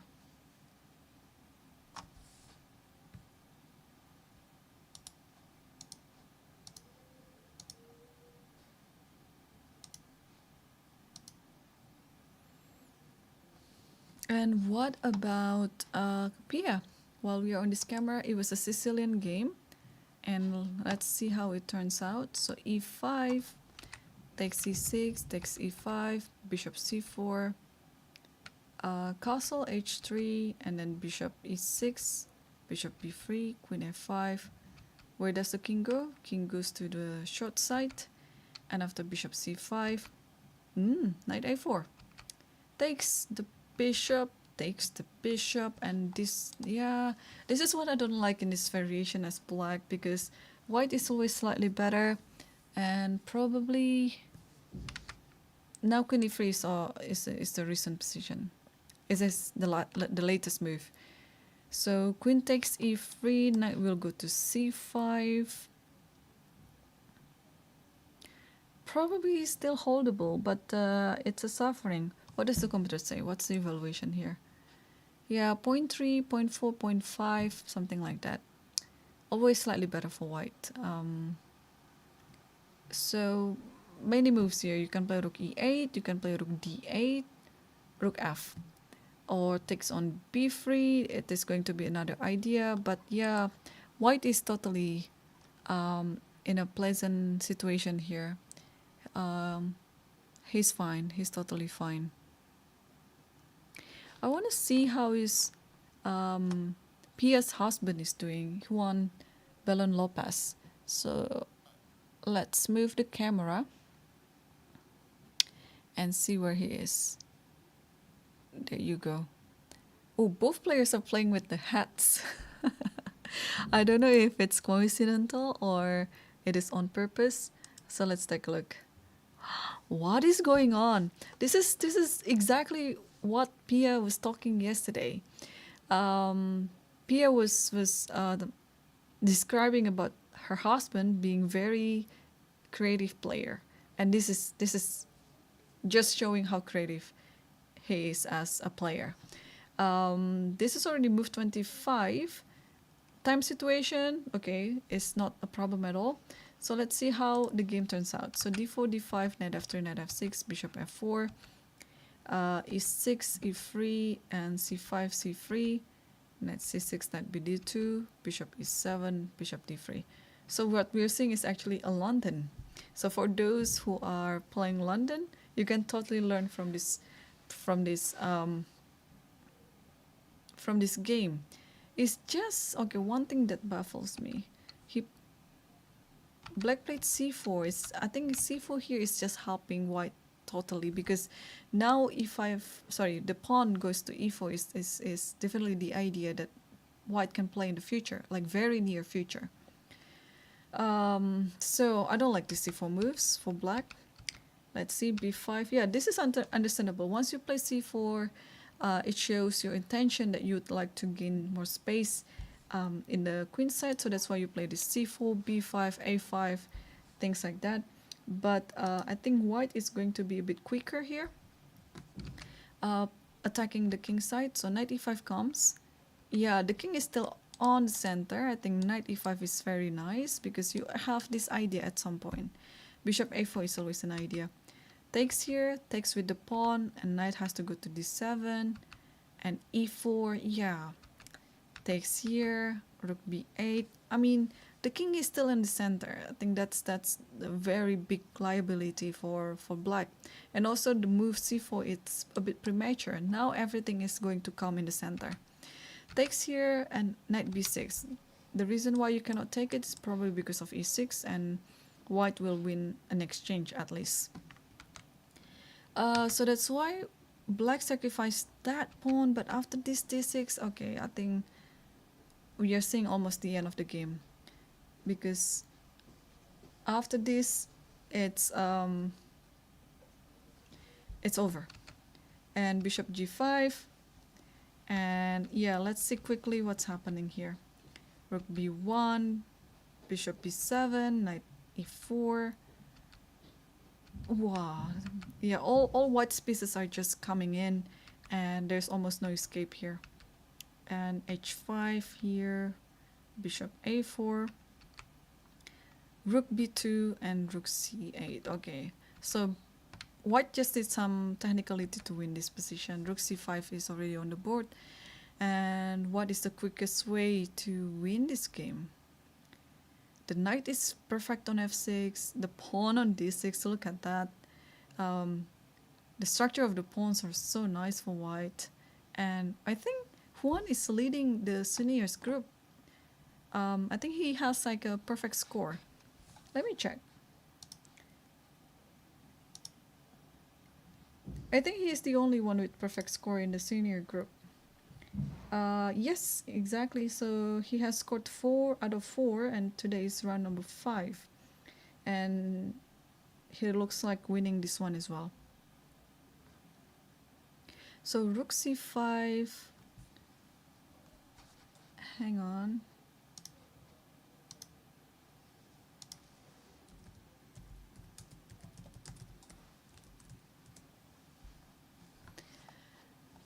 Okay, what's the quickest way to win?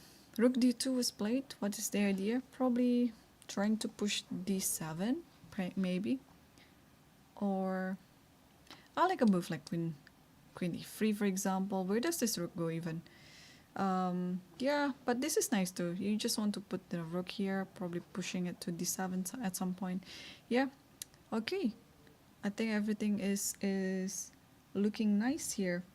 And oh, turns out there is already a result. Eric has finished as expected. Yeah, there you go. The board has been emptied. And let's see what's happening after. There's some move here, like after b3, cb3, ab3, cb3 check, king c4. Actually, yeah, I was wrong mentioning king c4. Like, of course, there's rook d2. So king c3 is of course the best move. Check again, king d3. So, and then he tried to get something out of the king's side, but just h3, put everything like this again, and then yeah, that's pretty much. I don't think this is correct, king e4, but even if it is the move, I think it should be fine. But I think the last move was just rook d5 with a draw offer, which was accepted, and then putting the king on e4 is just a way for you to register the draw result on the DGT board, putting the king on e4 and then putting the king on e5. So probably the last move was rook d5, because I think in this position after rook d5, if Eric was to move, I think he's just gonna play king e3. Yeah, I think just king e3. You don't have to give this second rank for the rook anyway. So okay, there is that draw. So Eric is now, how many points does he have? 3, I guess. 3 out of 5 with 2 draws and 1 loss. And let's get back to the other games. Let's come back to the first board and second. Just want to see how they played there. So after queen d6, oh, here Frodo played queen c8. He chose another plan, which is still unknown to me. What could be his plan here? After queen c8.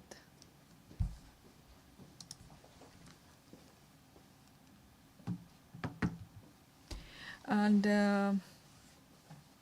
rook d1, rook e8, okay.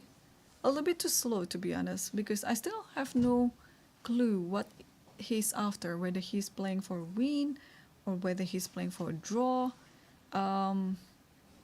Because if he wants to play for a draw, he could have done so by taking on c4, and if he wants to play for a win, queen e8 is so nice. But yeah, I mean, the game is still very young. Anything can still happen. Taking on c4 is inevitable. It's gonna happen sooner or later, so we'll see. Board number 2, I think it's more interesting because Hammer sacrificed an exchange there. And whoa, what do we see here? So g4, knight takes e3. After this, Hammer chose to put the bishop on c8. Yeah, I think that has to be done. And then queen e1, and then queen e7, and queen g3 here.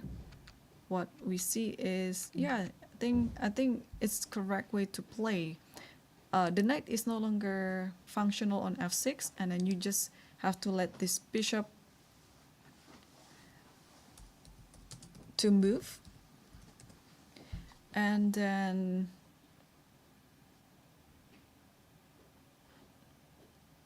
yeah, you can have bishop e5 here. You can also transpose your knight somewhere, but where could it be? Probably, Hammer probably is thinking to play bishop e5 and then put the knight back to f6. That's it. Yeah, because now bishop e5 looks very natural. He's still thinking, but how long has he think? Okay, 9 minutes already. But what else could be done in this position apart from that move?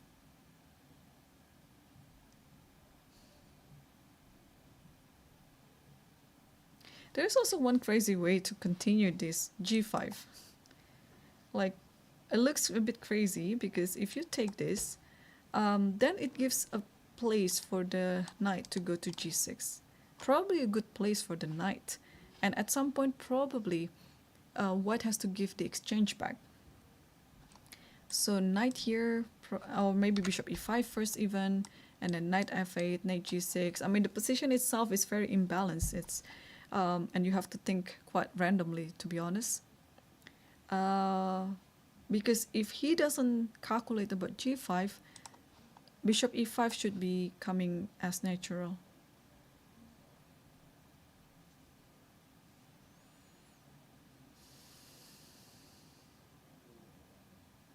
Or what else can he be thinking here? A queen trade? What about a queen trade? Do I really want to trade my queen, having exchanged down like this? No, I doubt it. I doubt it.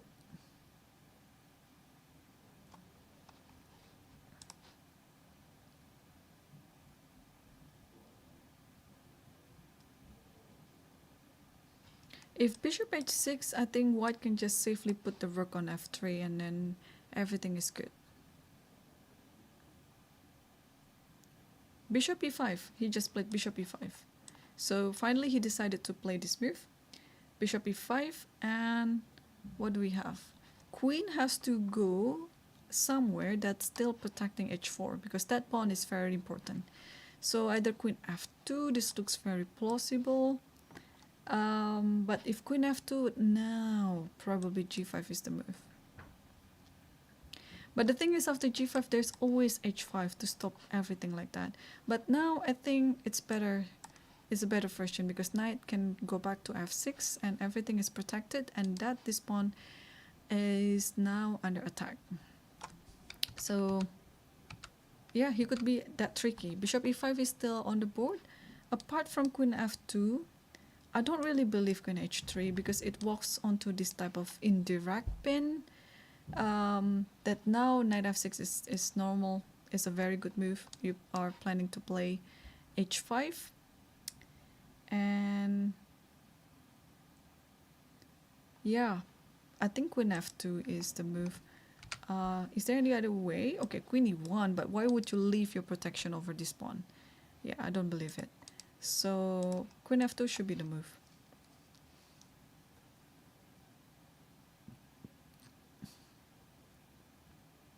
Oh, probably what he's also thinking is now knight goes back to f6, because this pawn is hanging.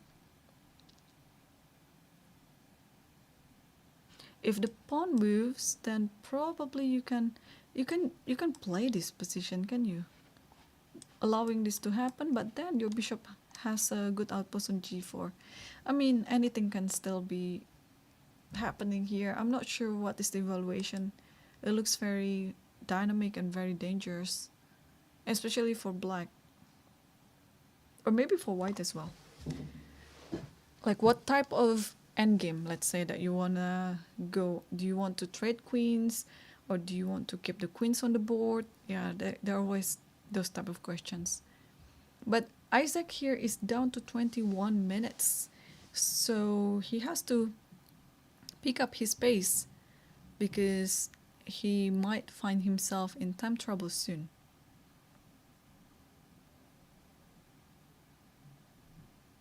And yeah, he's about to move his queen. Of course, he has to move his queen.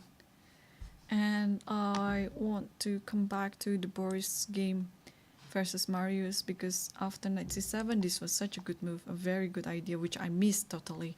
I underestimated this knight c7 move, which was played by Marius.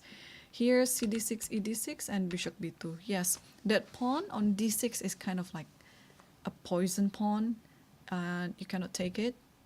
So it's very important not to fall onto your opponent's trap.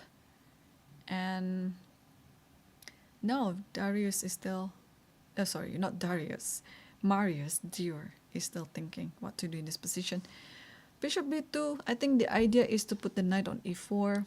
You are trying to offer this exchange with this expansive bishop on g7. This is a very important bishop for black.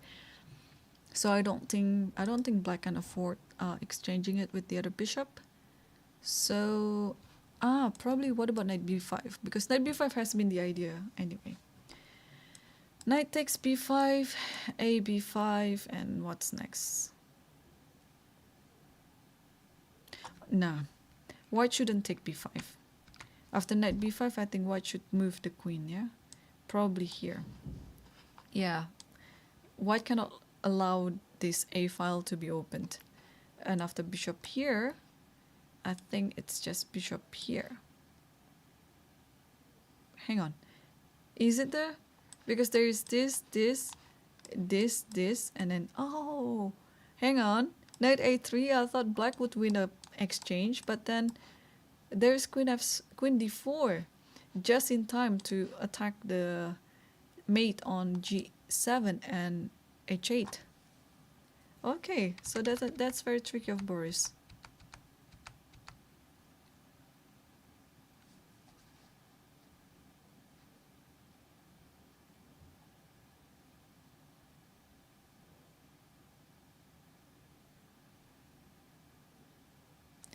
Okay, and I just want to quickly see what how his Pia is doing here.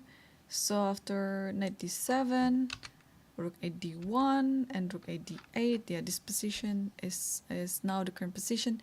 And oh, the camera is still not on her. Okay, let me adjust it.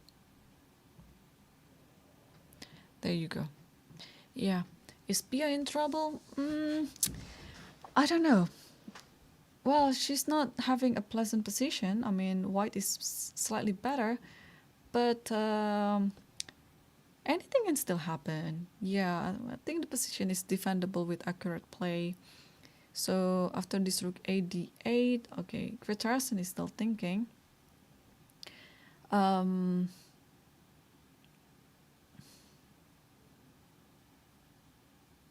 Yeah, it's surprising that Pia loves this actually. Bishop takes c6, because then you have all sort of weaknesses in your camp. Maybe after this, just be free, and white is always slightly better.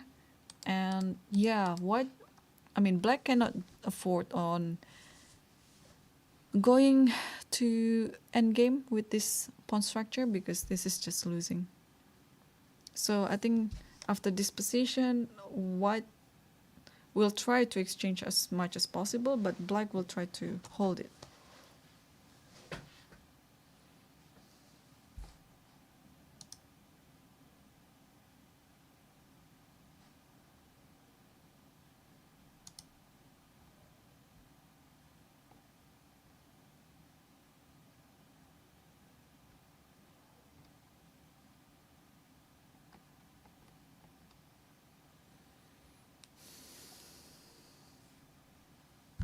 Okay, so king h2 has just been played. So instead of taking e6, Gretarsson just played king h2.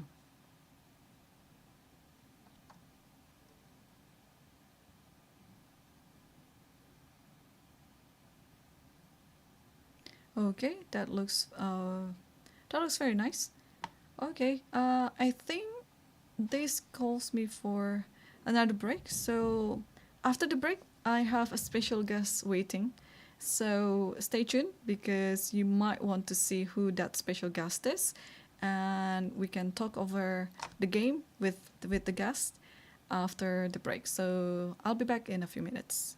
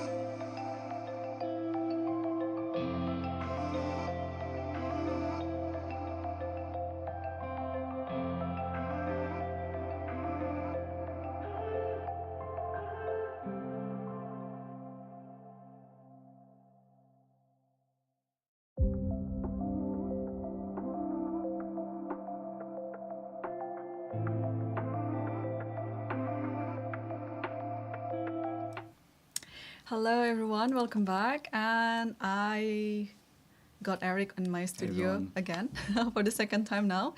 And today I think you had the earliest game in the tournament so far. I mean, out of all your games, right? Yeah, I think this is my quickest game, like maybe ever, or at least in recent memory.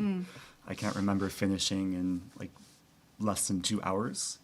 So it's nice to have extra time to rest and join the show. So I can't say it was the most exciting game. I don't know if you had a chance to look at it. Yeah, we did It see might it. be Yeah. slightly sleep-inducing, but yeah, I mean, my opponent's like a very talented junior who maybe I can brag that I drew like a future world champion or current Norwegian champion. So I don't know if you want to look at the game or. I mean, that's the whole reason why you're here, right? Okay, yeah, let's hop into it then. Let's take a look. Okay, let me change it on OBS because we still have Pia on the board. It's fine to have Pia as complementary footage to the analysis. Probably way more exciting than the game I just played. Okay. Oh, there this you is go. fine too. Okay. Yep. Finally I got it. All right. We can see it from the side. Yeah, so honestly, I was a little bit disappointed that my opponent played e5 because I was more expecting a Sicilian today, after which I would have had more interesting preparation in store.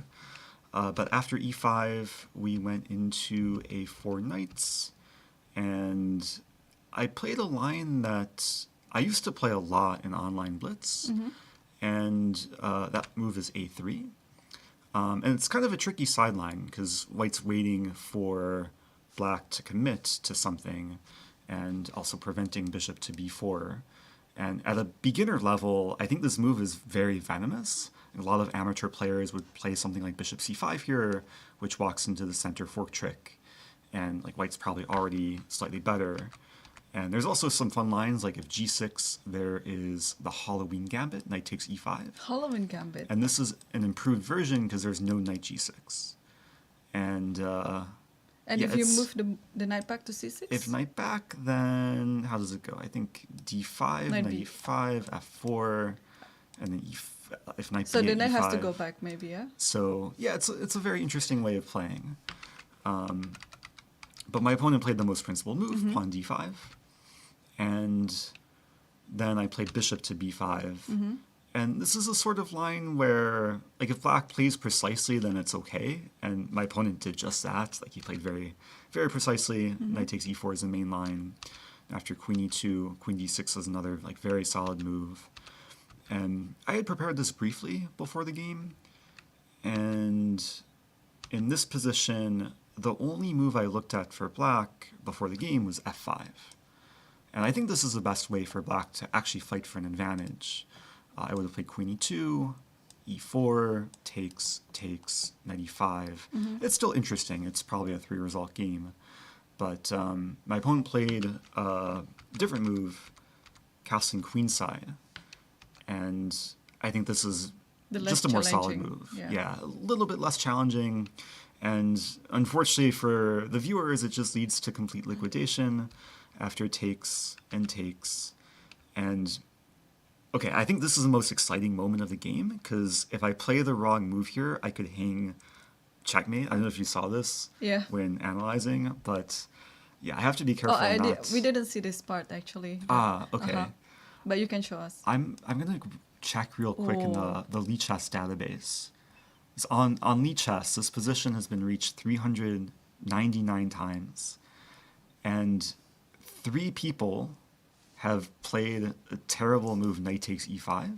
Oh, this checkmate, I see. And only one game historically on Lichess, black found the forced checkmate. So it's a good puzzle for the viewers. I know we're on a 15-minute delay, so we can't see chat in real time. But this is black to move mate in 3. If you want to do the honors. Yeah, this is a pattern in which we find it in many tactical examples, like in the books. So you go for this queen d1 check, And then Oh, after no, my bridge, queen. oh no, my queen, right? Yeah. I mean, the only move for white is to take the queen, and then there is bishop g4. It's a double check. So in every double check, you have to move the king. There is no way that in double check you can block the check. So you have to move the king, and then this is the only move for the king to move.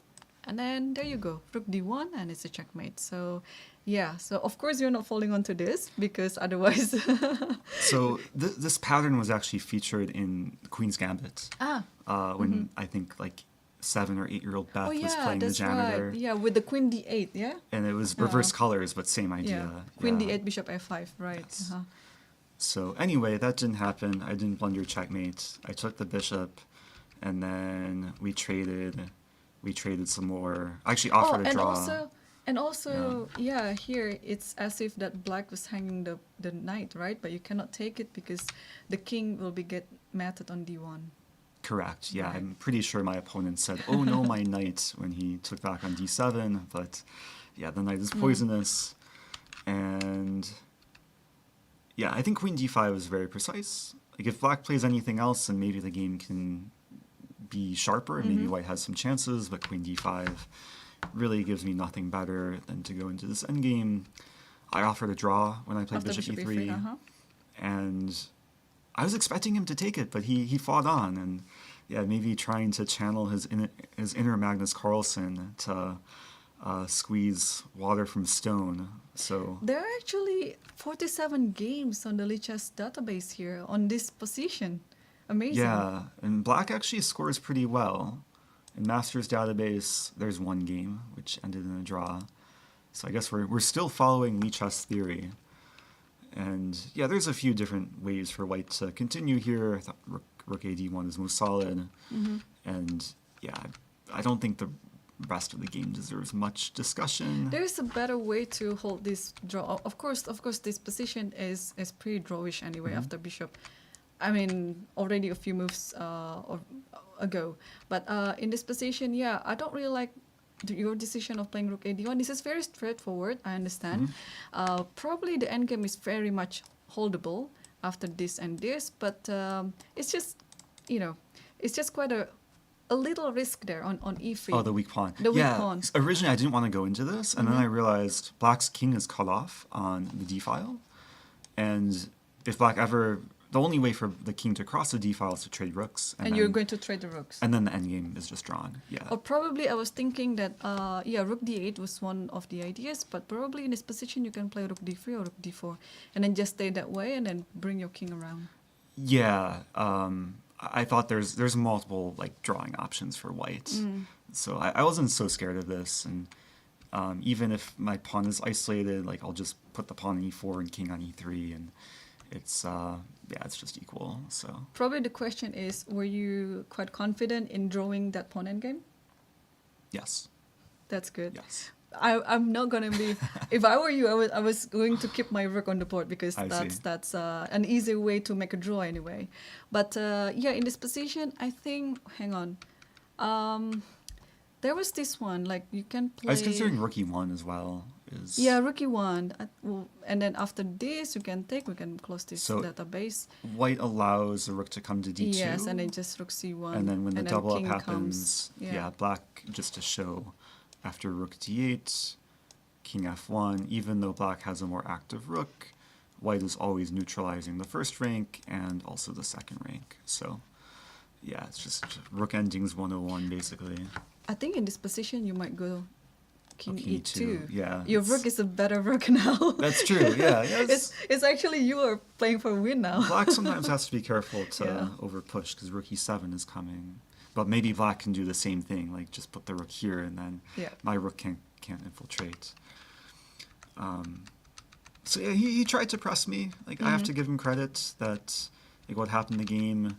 He got his pawn to a4. My rook was passive, but black really needs something a bit more in the position to have a more clear edge. Because I just walked my king in, I played b3, we trade, and then he pokes around a little bit. I don't lose any pawns on the king side, and then the game ends peacefully with perpetual. I didn't play King E4. yeah. This is a DGT error. I know. I already explained that to the viewers that I don't believe that the last move was King E4. I think it is just a way to register the draw result on DGT board, King E4 and King E5. But I think the draw offer came from him after Rook D5, right? Correct. Okay. Yes. Well, it was exciting in a way. Yeah. But yeah, actually, I think it's a fair result because well, Axel has like about 100 points, elo points above yours, right? And I think draw is totally a fine result, and that way you can also gain some time to have extra rest. Exactly. This evening. Yeah. It's a long tournament, even with just one game a day. These games take a lot of energy because before every game I spend a few hours preparing, and then yeah, it's just kind of a continuous cycle. So it'll be nice to have extra time to rest and recover, and maybe finally record like a recap video. I haven't had any time to record recaps this tournament, so maybe this evening I'll have the energy to do so. All right. Well, it's always nice to have you in the studio, Eric, and hopefully the next 4 games you can keep playing well and always gaining some points. Yeah. I'll try. Yep. Okay. And we're always happy to have you in the studio. So okay, I appreciate that. Come back more often. Okay. Yeah. Well, we'll see. If I have short games like this, okay, I'll be happy to. All right. So thank you, and I'll put us on a little break, and I'll be back shortly. Theo 8, and my job title, according to my contract, is Director of Operations at Lichess. I'm Luca Bonnet, or Lucas. I am the president of the chess charity called Lichess, and I'm also sysadmin. My name is Chris. I do content things. We're very bad with formal titles at Lichess. Hello, my name is Sam. I started doing work with Lichess in 2021, and I do development work on the Lichess website. I am Thanh. I'm a developer, and as a developer, I contribute for Lichess with my expertise. I have been involved with Lichess for about a year now. I was invited as a mod, and I was really happy about it. I'm Fishy Vishy. I've been volunteering for Lichess for 6 years, and I forgot the question. Lichess, is a non-profit and mainly volunteer-run. So this creates some kind of challenges when we're operating in a very much for-profit sort of environment and for-profit sort of world. We have a very high level of donations, I think, and people from all over the world donate to Lichess to keep it running. I always try to contribute something back to Lichess. Many other websites would use you basically to run ads and make profit. I really like the way that Lichess has handled a lot of the issues with women in chess, and I really appreciate the blog post that you guys have done surrounding that. There's also a lot of opportunities and positives to Lichess as well, pretty much purely because it is a non-profit. It has the best interests of its users at heart. I really value that Lichess is on open source. Because it's available for everyone and also free for everyone. I think Lichess honestly is a gift to the chess community. Yeah, who's agree with me? Also, yeah, Lichess is a gift to the chess community, and we are so happy to be part of that community. And that was Eric Rosen before the break, and he drew his game against one of the most talented players from Norway, Axel Bu Valoy, and he's now on 3 out of 5. So I think we can always go back to the first board and see what's happening there between the leaders. Korpa versus Orkadal. Nothing much actually going on in this game because I think we saw Rook E8 was the last move and then H4. So those players are burning a lot of time on their clock, and we only get into the 15th move in this game, so it's still a long way to go. Okay, so what about the second board? It was we saw some exchange sacrifice by Hammer. How did it go? So after bishop e5 here, Isaac played queen f2, and then h6, and knight e4. And followed by bishop, oh sorry, not bishop, king g7.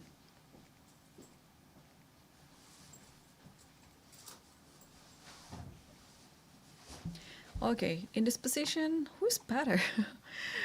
It's really difficult to say. Like, there's always this compensation that maybe white is still fine, or probably black is still fine. But of course, it's a dream for black to get this rook into play. But before it happens, you have to move this bishop, and before it happens, you have to move this knight. So everything is related one to another. So g5 just played by Isaac, and I think it's a way to stop the knight from moving as well. So there's a lot of like a prophylactic ideas in this game, because let's say knight moves somewhere, like knight moves to, I don't know, probably b6 or f8, the other knight will come to f6. So that is why it's not going to be a good move, because you cannot take it, otherwise you'll walk onto a voluntarily fork here with the pawn. So g5, I think it's a very good move. You're settling down with the pawn structure on the king side as well. In a way, it's almost like attacking the king. So if you do something like this, it might be a bit dangerous, because you allow the h file to be open, and there might be some attack to the king. So probably the best is just to keep it close and play h5.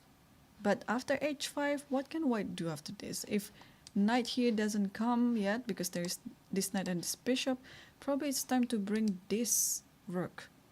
What about tripling all the major pieces on the f file, like queen f3, rook f2, rook f1, like this? Oh, this is gonna be very hard to defend. The thing is, if you can put the bishop on f5 to stop the f file like that, it's gonna be good. But also, we already know the answer. If the knight moves, knight goes to f6.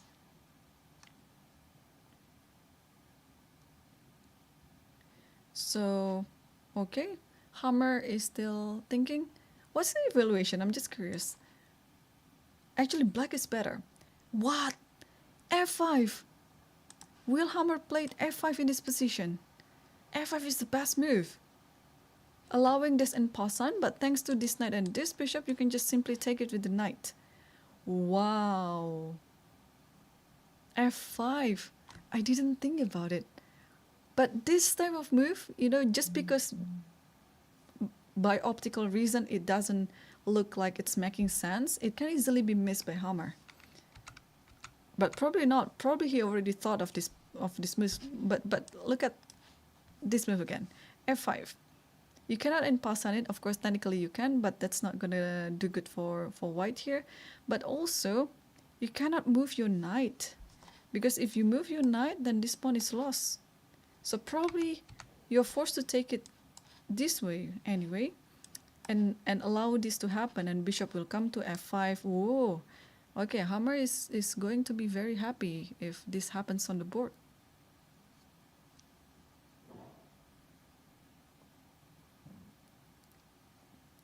Yeah, he's definitely going to be happy. Okay, it's just a question now whether he will find f5 or not.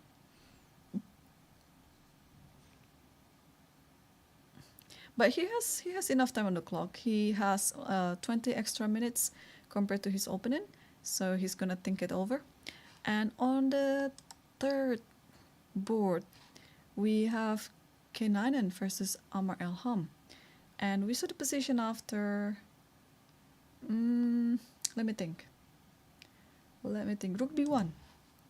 Okay, so eventually after rook b1, Amar played knight c6, allowing c5, and now white is attempting the outpost on d6.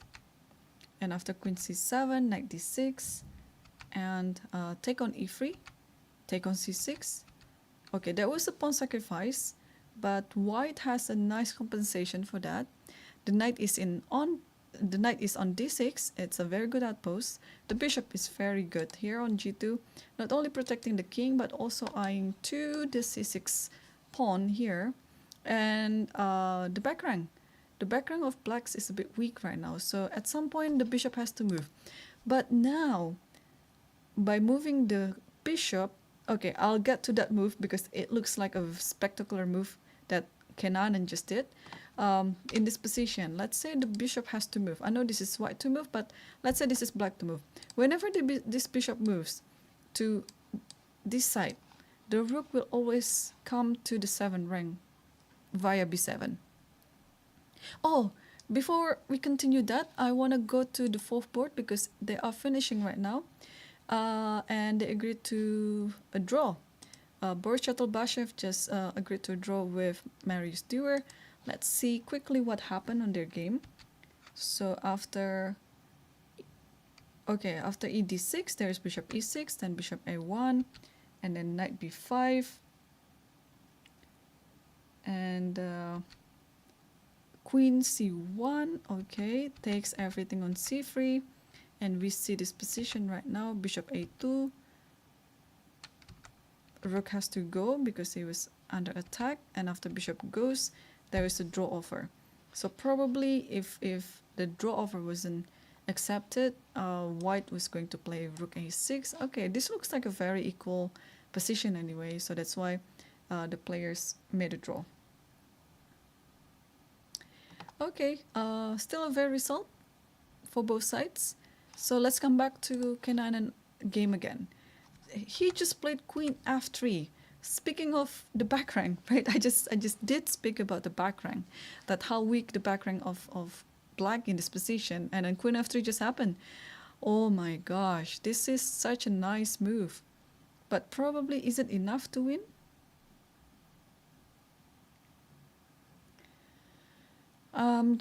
Okay, let me think of something.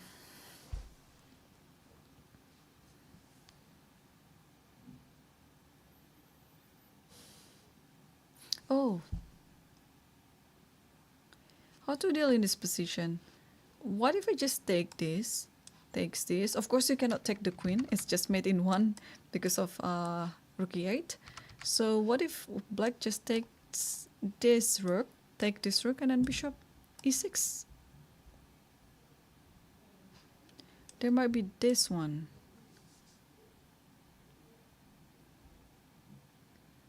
But okay, yeah, maybe that's it. So what could be the move here that black can play?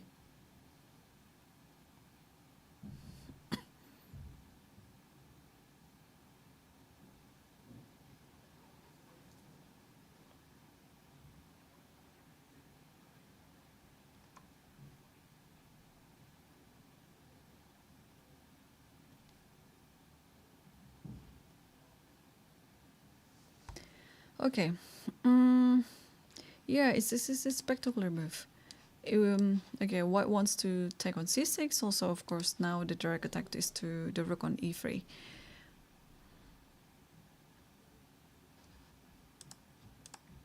Okay, not like this. Queen e7? Queen e7 just played, okay. Queen e7 just played. So now this is an attack to e1 too.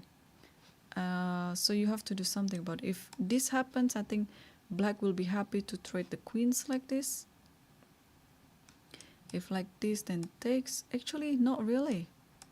Whoa, hang on. If this position happens, I think black is worse. So if rook takes, probably bishop takes here. I think it's a must. Okay, so after king here, what's gonna happen? Can we take this? If we take that, then there is queen takes here. And I think white is just winning. Okay, is white just winning? I think queen e7 is a mistake. Queen e7 is actually a correct move. Rook e1 or queen e7. Rook e1 is better. Oh, rook e1, and bishop e6. This is fine. Queen takes, and then bishop takes, and rook b8 or rook d8. But that looks scary a bit. But okay, thanks to the power of the pair of bishops, I guess, black shouldn't worry about this pass pawn.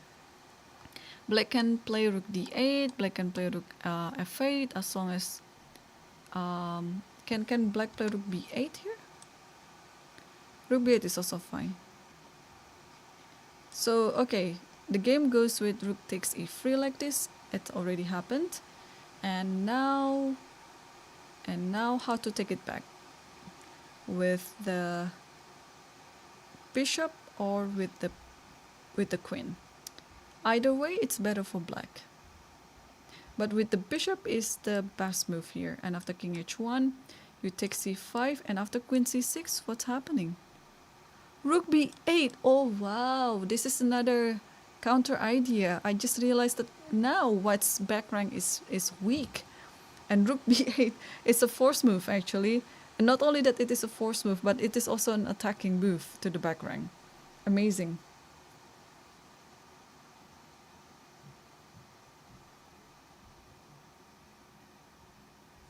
Yeah, amazing. Okay, rook takes e3.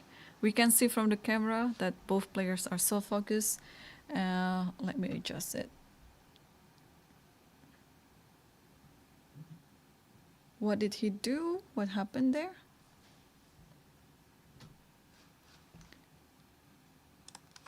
He took it with the bishop. Okay, that is the right piece to take the e3 rook. And now king h1 will be played instantly. Yep, king h1 is already on the board.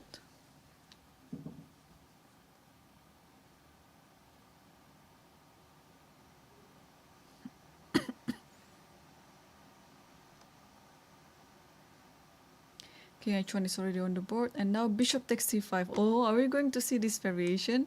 Queen takes c6 and then rook b8, because that's going to lose very soon for white. Okay, I mean it's a blunder, but alternatively, if you want to hold on, but first of all, white is down 2 pawns already now. And the best move in this position is to take this one, but you have to, yeah, you just have to play this position. Queen takes c6 and now 1 pawn down, but we are coming back to this theme again when we see like an opposite colored bishop. It's not a draw. It's not a draw. It's actually very dangerous right now. Because, okay, the rook has just to move, or maybe the rook doesn't need to move. The queen can move to f8 and then put the bishop on b6, and then you just somehow try to attack the king here. Because the king, having the bishop on this diagonal, the king will be very restricted, and then you can just slowly move all these pawns, put everything on the dark square, and black is standing better until the end of the game, for sure. It's just a matter on how white is able to defend it.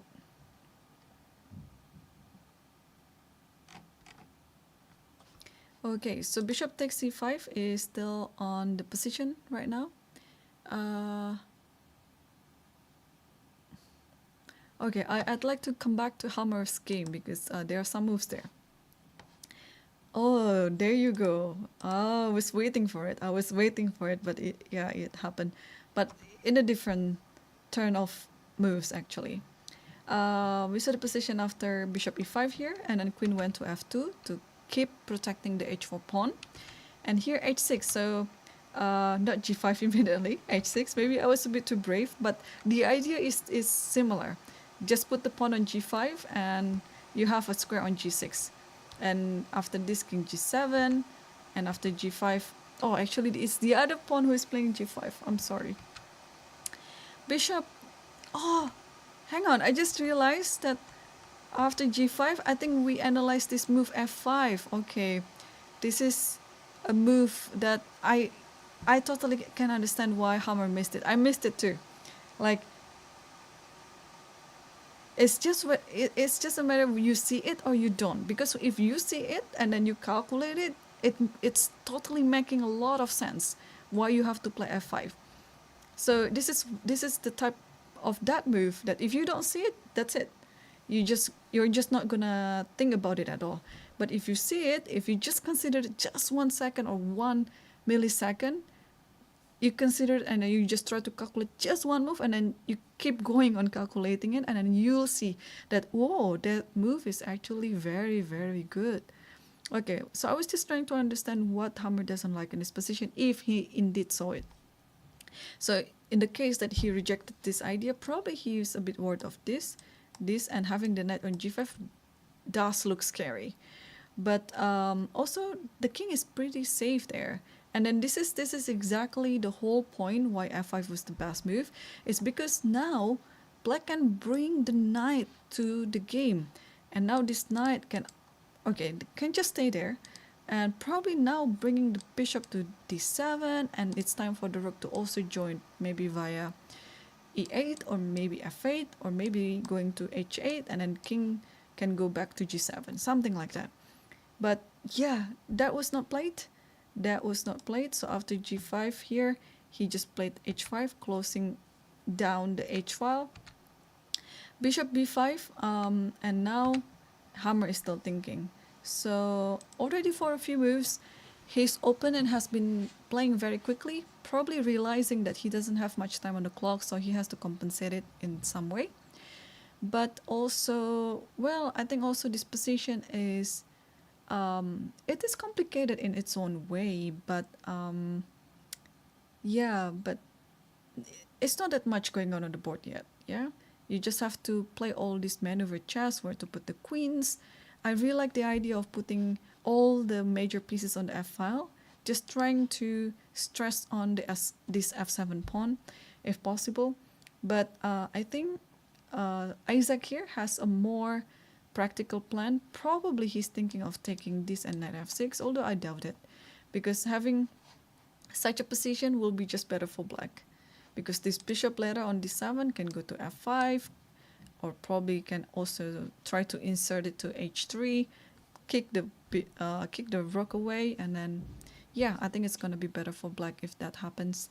So, or probably bishop b5 is also a provoking move for a6. I'm not too sure.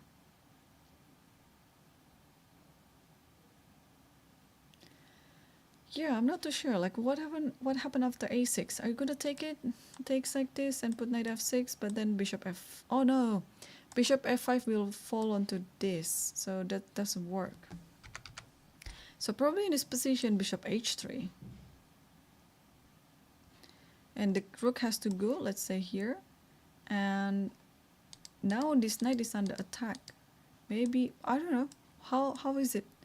How is it that this position is going? A move has just been played. What is that? f5. So Hammer finally played f5. Probably a bit too late, because I think it's still fine too. Okay, because if you take, I think we're going to see the same reason. This position is nice for black. So probably after knight takes here, knight g5. And if knight takes here, there is queen f7. So I don't think you can allow that, because takes here and takes here, yeah, black is crumbling. So f5, already played g takes f6 here. Think Hammer is going to take it with the knight very soon.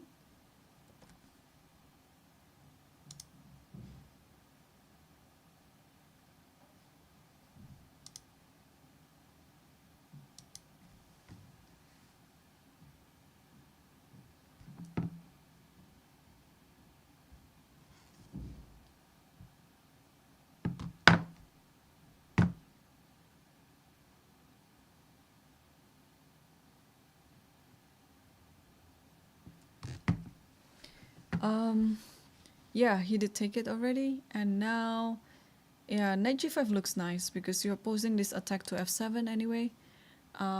Isaac is still not moving yet.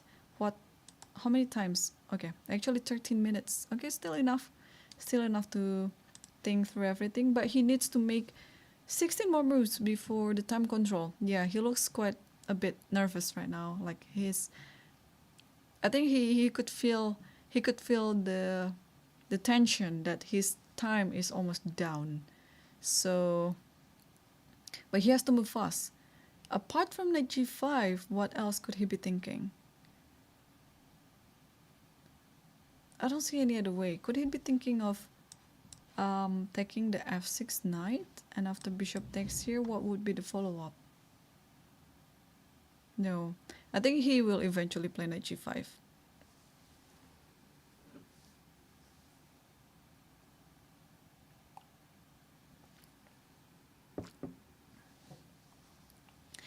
And meanwhile, I want to take a look at the game between Kenanen versus Amar here, because Kenanen is still pausing. He is still not moving yet. Yeah, I mean, there are not many options that he can play in this position, right? Okay, so if takes here, takes, and then queen takes here, probably he's thinking how... No, this endgame should be drawn. If this takes, check, you play queen here, takes, I mean, this should be drawn. So I don't think this is the one that he's thinking. So probably, what else? Or maybe he's thinking to attack. But is it possible? Is it even possible to attack as white in this position?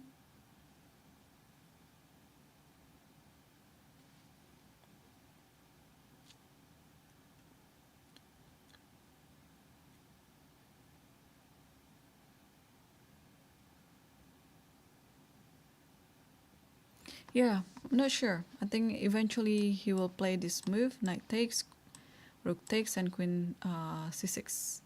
Yeah, I mean, he has to suffer this endgame. This is not the most pleasant endgame to play with, but I think this is the variation that he has to go for. Yeah, like it or not, he has to do this variation. And let's see how is Pia doing. Oh, I think I'm liking her position now.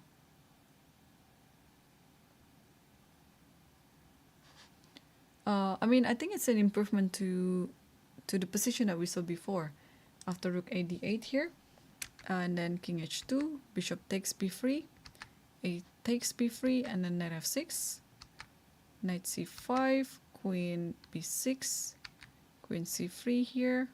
Yeah, she's playing solidly, but again, white should be slightly better because of this knight. But let's take a look. Queen f3 and double up the rook. So this is white to move. So probably what white is thinking is to play c3 here. But c3 rook d2. Black is not going to take the rook on d1.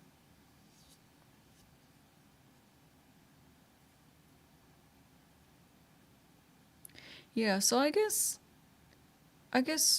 black is consolidating the position. Like, there's some hope right now. I believe computer would still say, yeah, white is still better. But now it's like black is a bit relieved, because this position is a better position than it was before. So still some hope for Pia to defend this and get a draw. Yeah, because to be honest, I'm not sure how white could convert its slightly advantage position here. What just happened? Rook takes. I think it was rook takes d4. Okay, so probably Pia will take it back with the rook. Rook takes d4.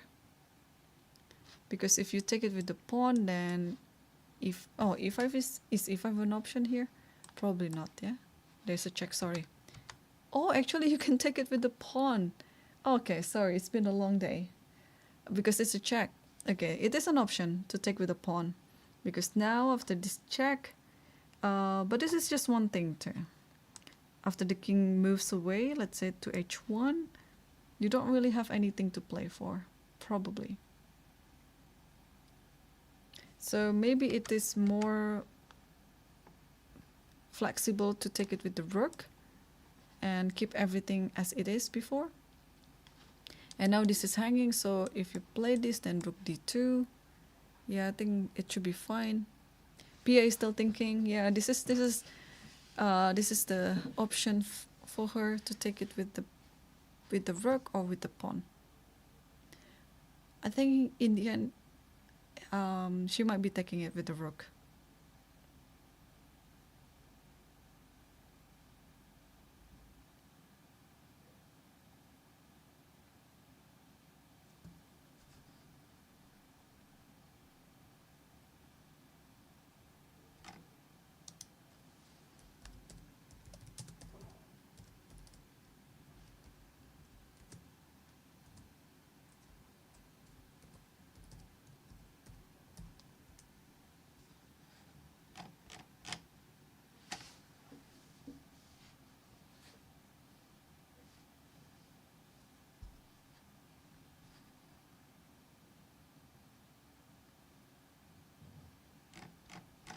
Okay.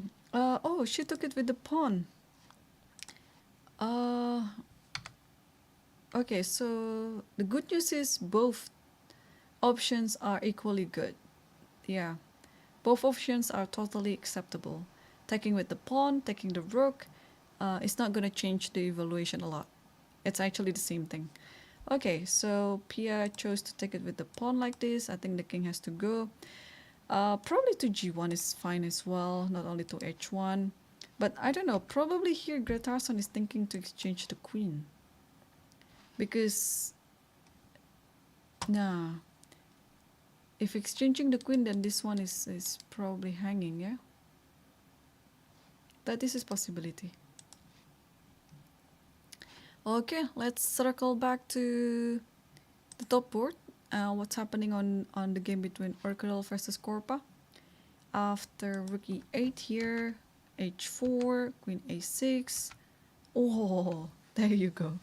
That's the move that I've been waiting for. Okay, that finally happens. This sacrifice. So black accepted the sacrifice. Queen e5, very brave. Knight here and then queen f4. Okay, where's the reward? I'm just trying to look. It is a sacrifice, but probably it's like a long-term sacrifice where you're not actually hoping to get your reward instantly, but it's kind of a bit long way to get there, and white is trying to get it now. So queen f4. Now the question is, will black defend this pawn or not? Because if king goes here, there's this attack probably that, I don't know, I have to think, but this looks nice for white, and after here probably knight here even. I don't need to take this one. It's almost a mate there. And after rook here,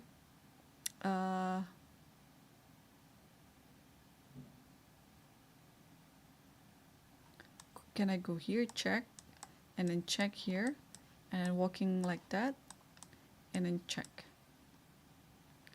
Because if you go here, yeah, I don't know, maybe check here. Looks a bit messy, but I don't think king h7 is the move, because at the very least there's this tactic. And if you play king g7, knight h5 will come as a check. So it's always a trouble, and you cannot go here because then rook takes, and somehow mate. How do we mate it? Just like this. And it's a mate. Wow. Okay. So I think in conclusion, we can safely say that the pawn on h6 is undefendable. So you shouldn't even try to defend it, because that's gonna cost you a lot in the position.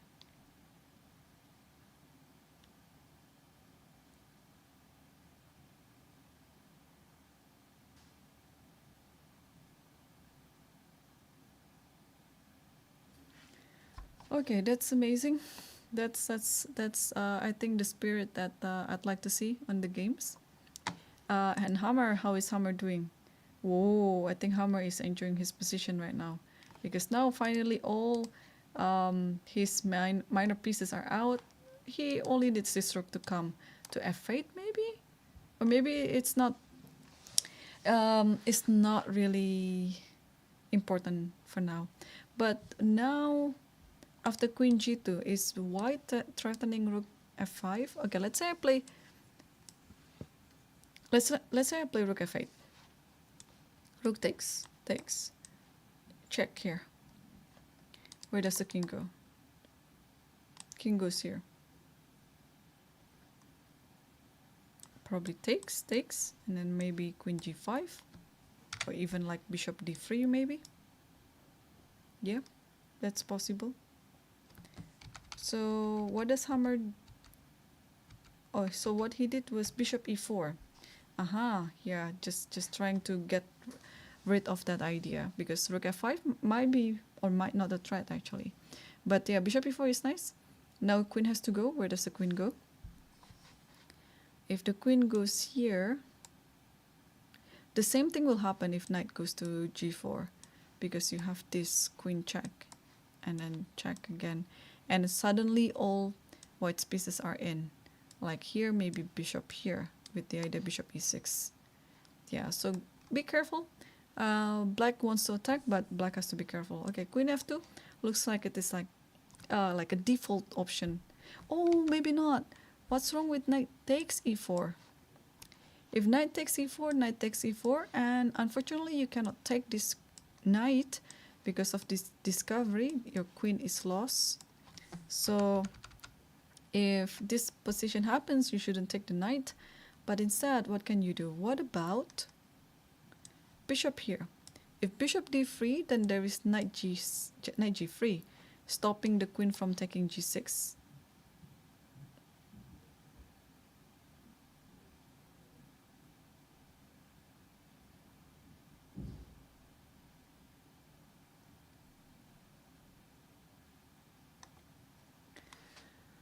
Okay, so bishop e4 is still on the board. Time situation 9 minutes versus 20 minutes. Yeah, now the time situations are closing in. Before, Hammer had, I think, about 40 minutes different to his opponent, but now they're just 10 minutes apart. Okay, which one will Isaac choose to play? Queen f2 or taking e4? Oh, he chose to take the bishop on e4. And I think Hammer will quickly take it back with the knight. Yes, that just happened on the camera. And now, what about, instead of bishop d3, we play rook f3. In a way, we are preparing for the other rook to come to f1. And also, the idea is also to play bishop d3 so the knight cannot come here. Actually, what's wrong with that? What's wrong with this? I think it's fine. Because after knight g3, there's rook f3. And you cannot pull... Oh, maybe queen h4. But this is quite a stretch. Queen h4. Can I play rook f1? My idea is allowing this to happen, but then there you go. White is suddenly checkmating black. So...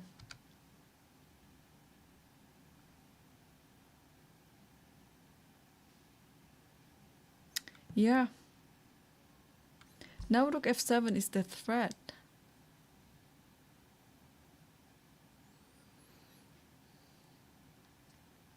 But probably there's nothing, yeah? Just king g8 like this.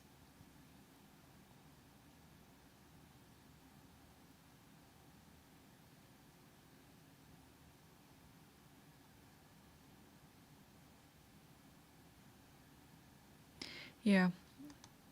And he did it. Bishop d3 is on the board. Okay, so this is a difficult position for Hammer. I mean, knight g3 is forced. I think that's why he played it instantly. You don't have any other square for the knight because queen g6 will happen anyway. So knight g3. I think rook will come to f3. That's really looking very likely. And then queen takes h4 might happen. And rook f1. This is what I like. Yeah. And who is actually better in this position? Because if the threat around the black's king is not happening, then I think black is better. I mean, black has a more permanent advantage.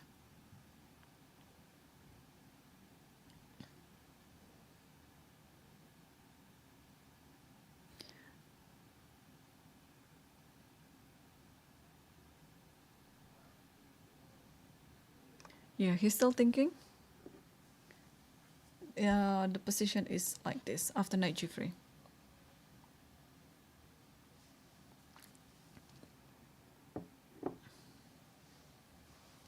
Oh, also there is rook f4. Okay, he played rook f3 from the camera. Yeah, he played rook f3. So we are seeing the right position. But there's also rook f4. Or maybe not. No. Sorry. Why am I mentioning this? There's queen e3. Okay, I totally missed that. Yeah, rook f3. Just don't be too fancy.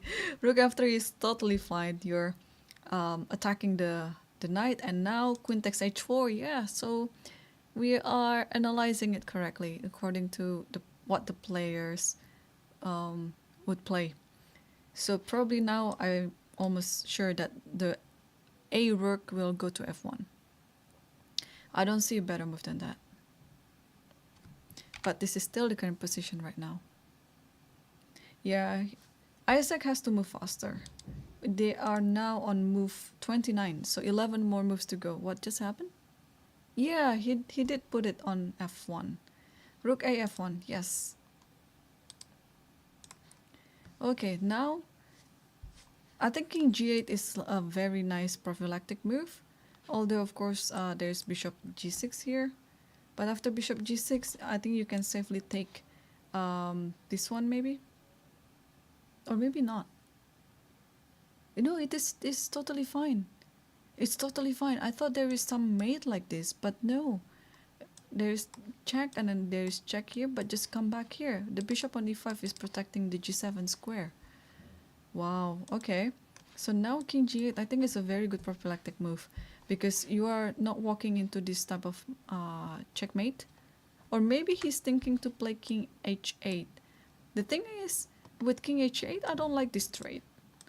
I think it's just allowing somehow the rook into the attack. So I prefer king g8, but is there a better move than that?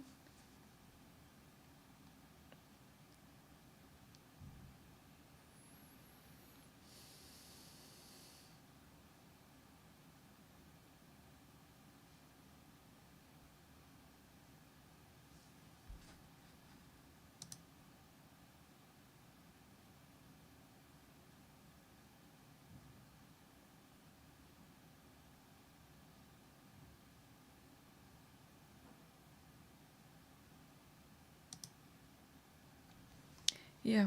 Still no moves yet? Oh, come on, Isaac. 8 minutes to go. And... Oh, actually, it's Hammer's turn. No, Hammer hasn't played any move yet after rook a f1. So, yeah, the position is very tricky. Meanwhile, let's go to the first board because there are some moves there I see on the camera. The sacrifice, does it work or not? So queen f4 was the last position that we saw.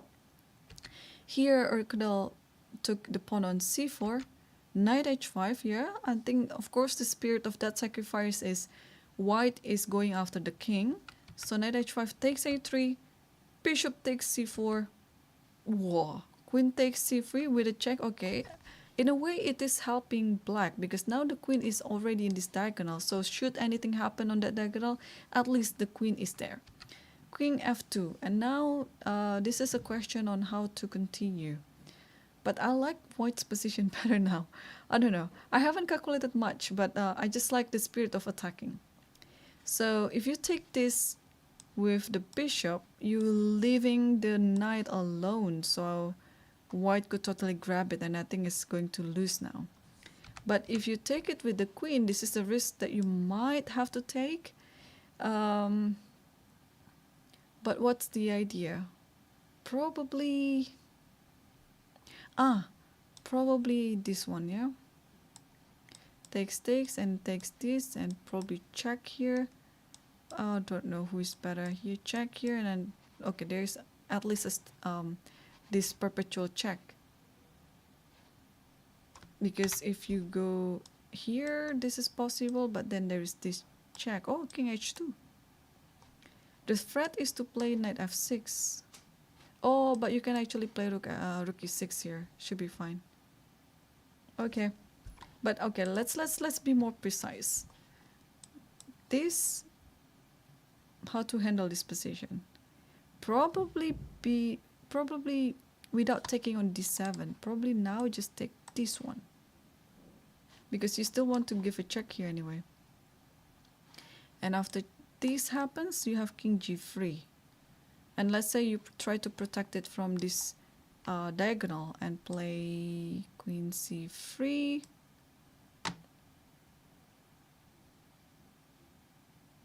And now the difference is you take this knight, and after takes this is a checkmate like this. Not a checkmate, but you have to go to this position. Yeah.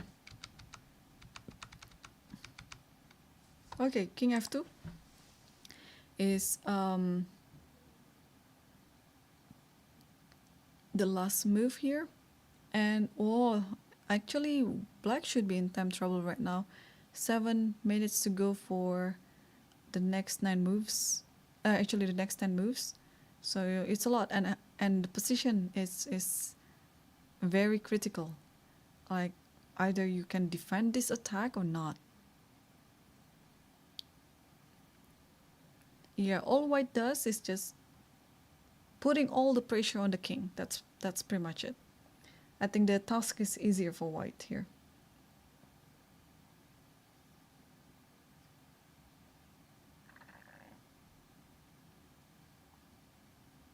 Still no moves yet, and Hammer is also still thinking. Let's go back to the third board, and yeah, we are seeing this endgame. The endgame that white has to suffer and try to survive this.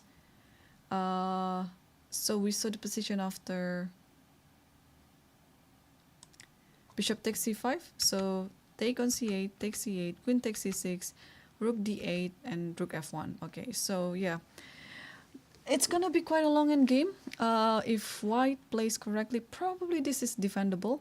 But obviously, the ball is in black's court here. Black is totally in the driver's seat, so probably the black player would try to nurse this position. Queen b7. Now the question is, are you going to trade the queens or not? I think black shouldn't. I think black should just keep the queens on the board, because that's really very important. And so if black doesn't change the queens, what shall black do? Maybe queen e3. Oh, wait, why?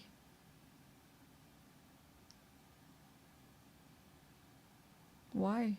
Why changing the queens? What's wrong with queen e3?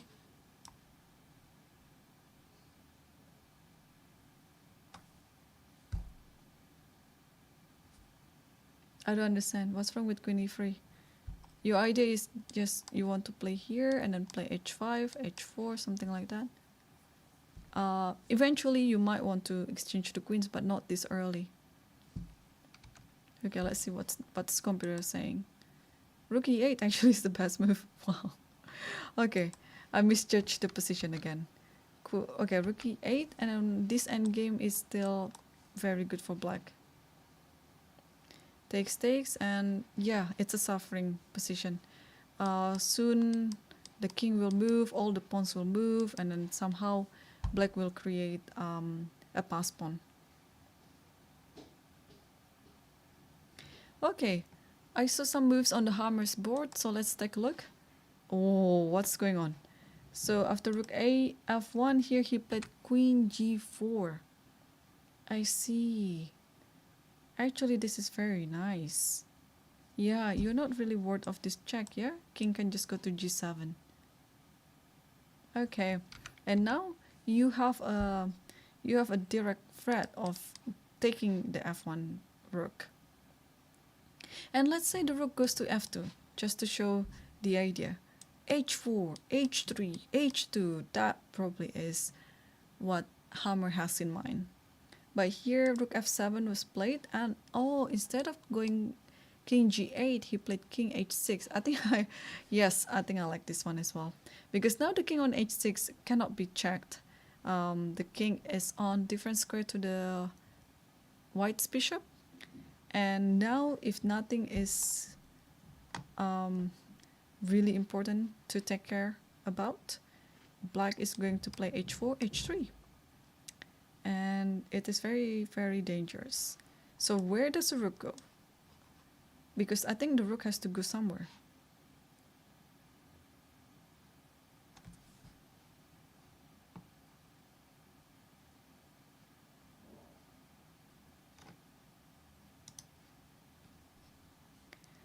Okay, king h6, and I think Urkadal on the first board hasn't moved yet, and he's about to move.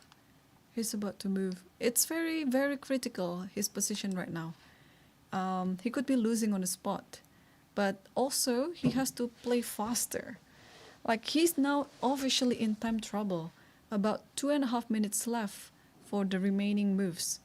Knight e5. Do we like this knight e5? I'm just trying to find, like, First of all, queen f6 comes to mind. If you want to play something like this, like how to stop it. To stop it is this one. Check here and then take c4 like that. So it's a very tricky one. You're taking a piece along the way, while also at the same time you're protecting yourself from getting checkmated. Okay, so queen f6 doesn't work, but can I be crazy and play rook d2 just to check? Just to check the idea. Because if you take this, then king goes here. That's pretty much what I had in mind. So that there is no one stopping queen g7. Oh, rook d2. I thought I was being crazy. But probably it's fine. Probably it's the move to play. Yeah, I'm trying to be stubborn now because I want to go create like a direct attacking, attack to mate the king on g8. So let's play queen f6. I want to play queen g7. Obviously, if you move the knight now, the queen is lost, so the queen has to move somewhere. And I don't see anywhere. Okay, you can argue knight g4 is there, but then taking this and then taking this, white's just going to win this position with extra piece. So the only thing is queen b2. And a move like rook d2 can be easily missed again. Because naturally you would think a move like king g3 as the first move. And here after knight c4, white is losing. Because everything is protected and white has less a piece and a bunch of pawns. So rook d2, yeah. Am I missing anything in this position?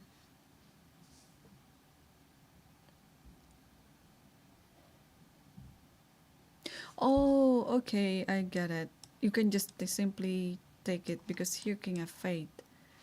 I think the king escapes. Okay, that's not fun. That's not fun. I'd like to checkmate the king, but this is not the way to go.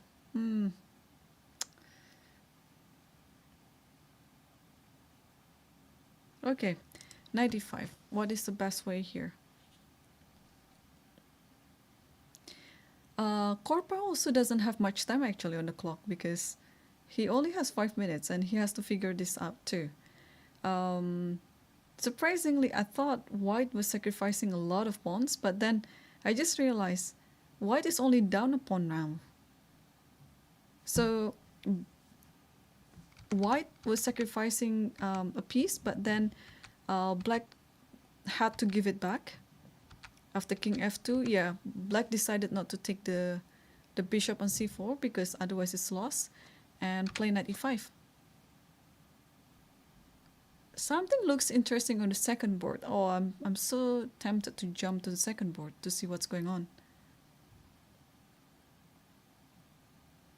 But here, I think Korpa will play his move sometime soon. It's like, you can see from the camera that Urkadal kept looking at the second board and now Hammer kept looking on the first board. So each of them are very interested in others' games.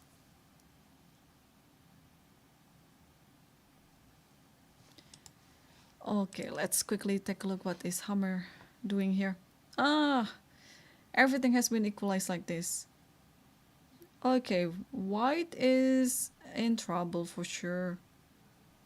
Yeah, this extra pawn should mean something. Yeah, probably not the best way to continue, but let's see. Queen g4, check, king h6. He took on b7, and okay. This, of course, this variation will end the fireworks immediately.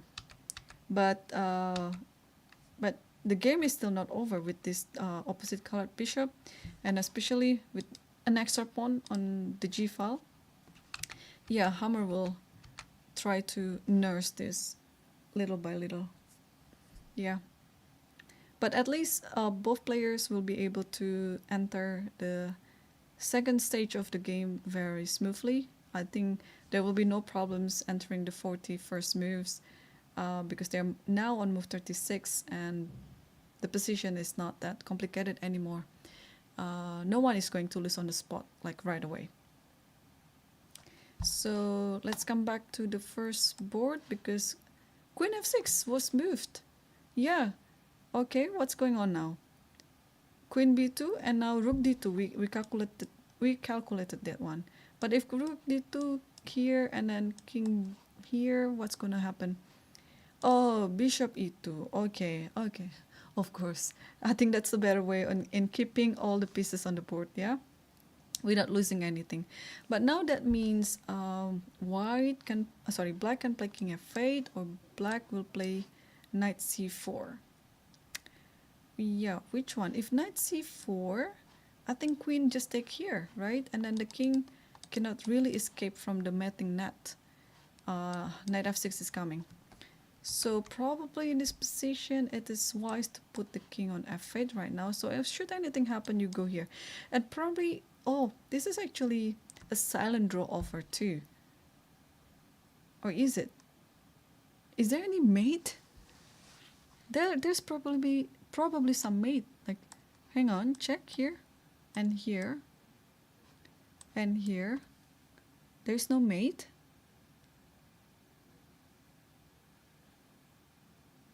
I'm surprised.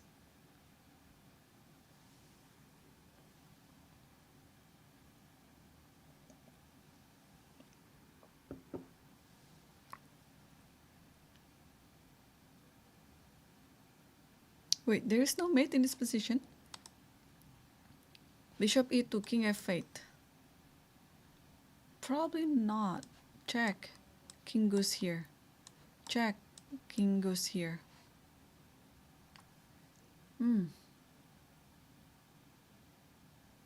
King f8 was played. King f8 was played.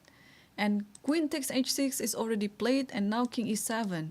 Yeah, you can tell how this game attracted so many spectators there. I don't know who they are. Probably players who already finished the games and refused to leave the playing hall because this game is so interesting.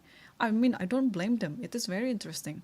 Like there are so many things to calculate, and then it is also like a trying example for you to calculate everything. Okay, probably the game will end with a draw because of the perpetual. But that would be, I don't know how to make of it. That would be the anti-climax of this round, of this game. Because it was very interesting with all this sacrifice, but somehow if this ends with a perpetual, I would come back and see if white could have done any better and play it for a win. But looks like from their body languages, white is okay to make a perpetual and draw. And black is, of course, just waiting if white is going to make that decision or not. So they already repeated the moves. King f8 here. Okay, actually, okay, haven't repeated yet.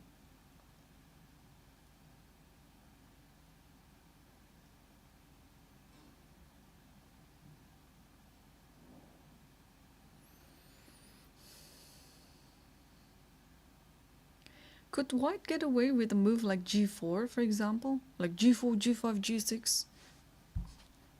A little bit too brave, but I mean, white can always get away with a perpetual in some of the cases, so why not try something else first? If it doesn't work, then you can go for this perpetual. Yeah, white player is still thinking, Korpa is still thinking. 15 more moves to go, and he has less than 3 minutes on the clock.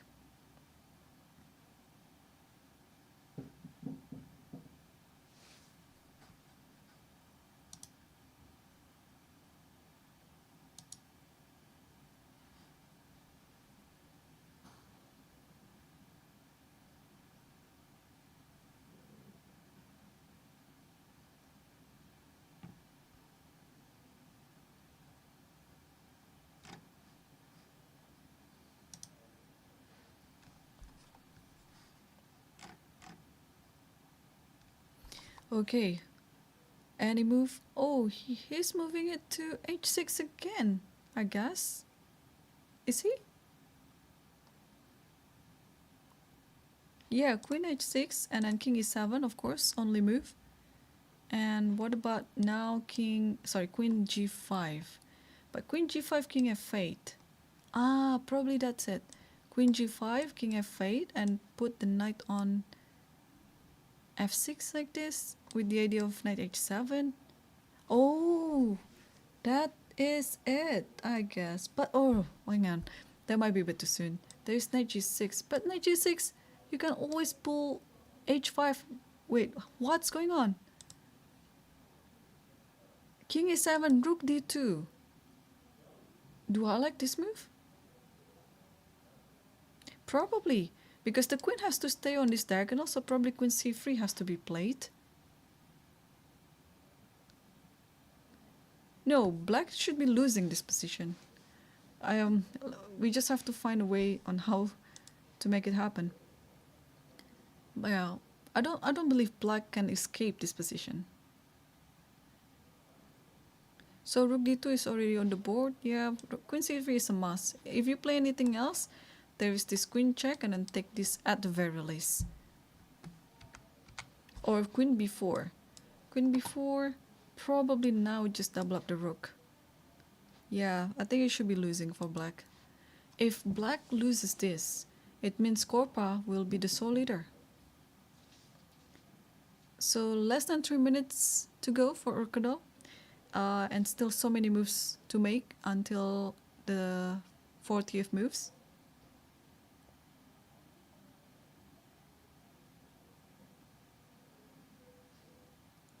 Okay, which way that he is going to go?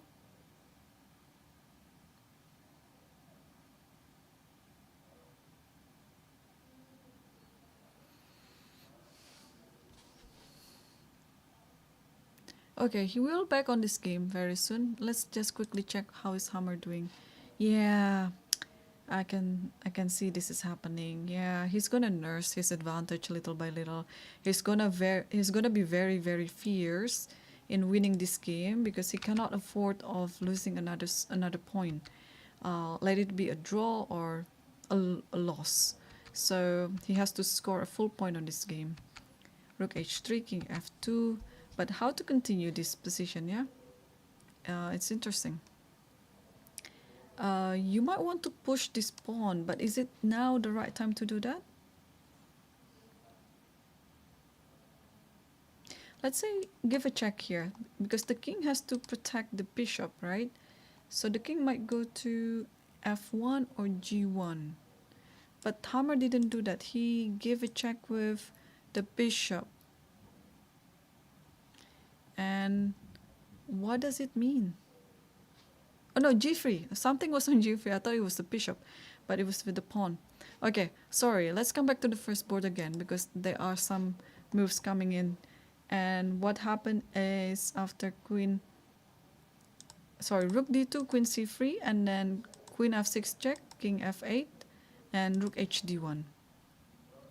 So now we are on the current position. Probably white is planning to play rook d7 because having the queen over here, you cannot really take d7 twice because the queen is end-free. Yeah, white should be winning. And now when everything is settled, you have an additional enforcer. This one, and this one. At some point, this can be your thought. Wait, what? What happened after rook d4?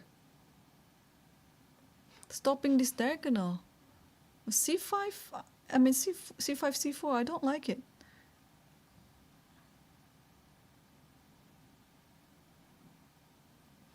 Like, how are you going to protect everything now after rook d4?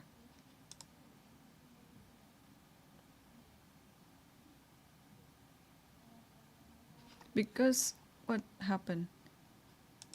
Another check?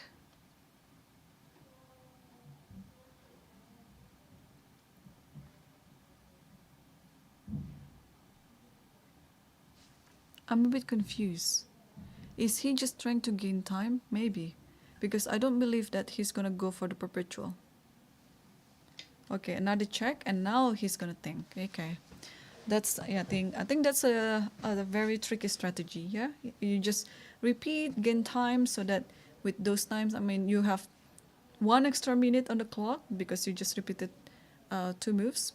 And rook d4 should come. And I think there's a move coming. King g3, very principled. You're just stepping away from any possible checks. Yeah. So white doesn't have to do anything immediately that wins the game. You can just be very patient because there's nothing that black can do as well. Everything is kind of protected. You cannot make any exchanges on d8 as well because of all these pieces allocations are perfectly placed. King g3, probably, I don't know, after that then maybe rook d4. Yeah, or maybe you can also play king h2, just be very, very safe. Or I don't know. It's interesting to put the king on here, but okay, that's a bit too brave. That's a bit too brave. So what just happened? Queen goes somewhere. Queen f5, is it? Queen f5. Yeah, protecting. So okay, I understand. So if rook d4 happens, then queen still can go to a5 like this. Yeah, so it's still not working very well. Queen a5 is on the board. So how should we do this?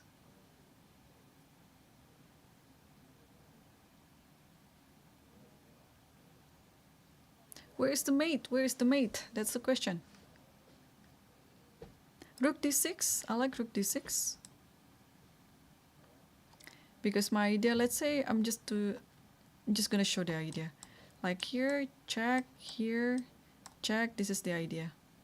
And you cannot take it with the pawn. You have to take it with the queen. With the king. And then there you go. A checkmate on f6. Yeah, so rook d6. I mean, at least there is an idea, right? To have like a straight mating attack.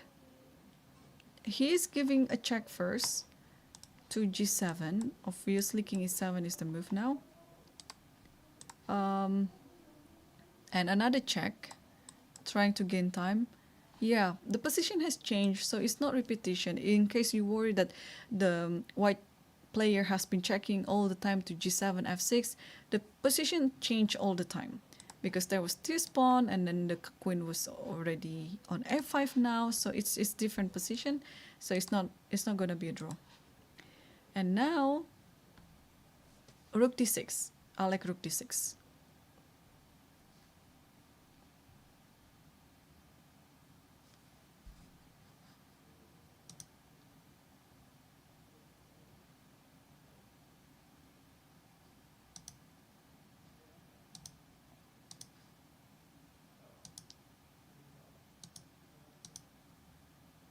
Yeah, but he's still thinking. Well, he has all the time now. What could he play here? Rook d6, and apart from that, knight f4 maybe. I like knight f4. And then you slowly push this pawn, for example. Yeah, white is so pleasant now.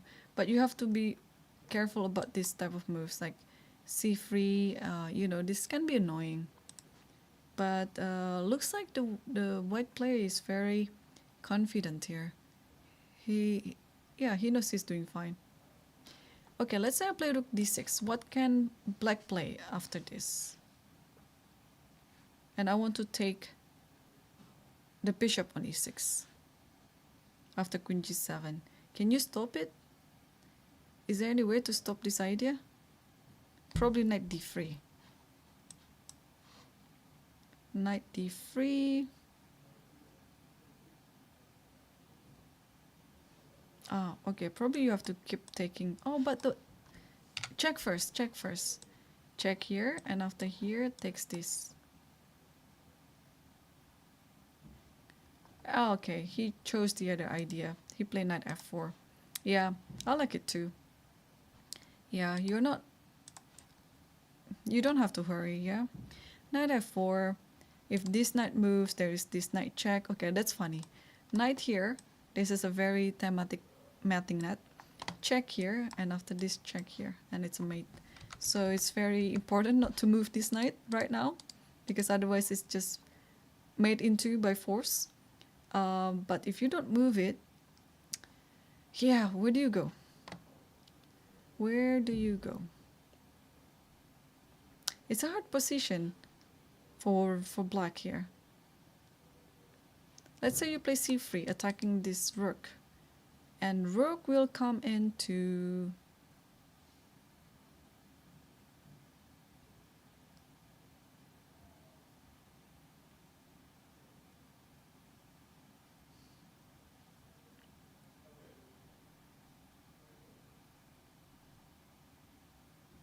Oh, it's mate, sorry.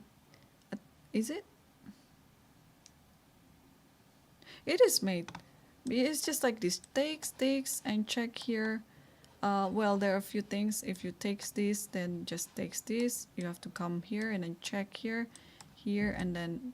Okay, take it with the queen over the rook. Doesn't matter. It's gonna be losing anyway. And, oh, that is the attack. That is the attack. And then after rook d8, if you play rook e8, then the same thing. Check here, and then grab this with the queen. And GG. Okay. Is there any stopping knight e6 now?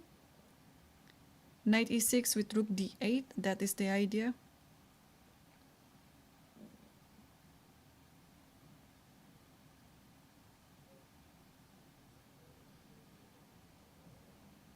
King g8.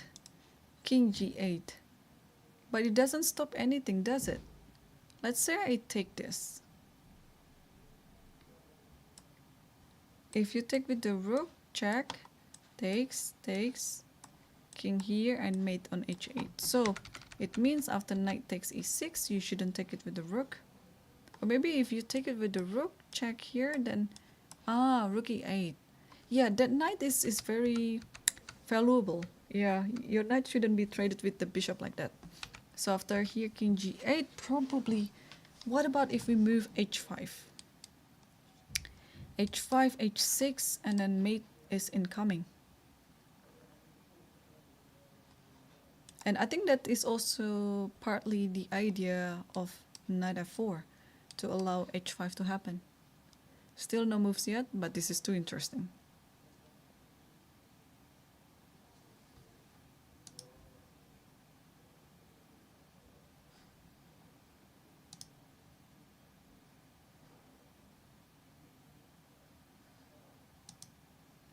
Queen g5, check, okay. Probably try to gain time.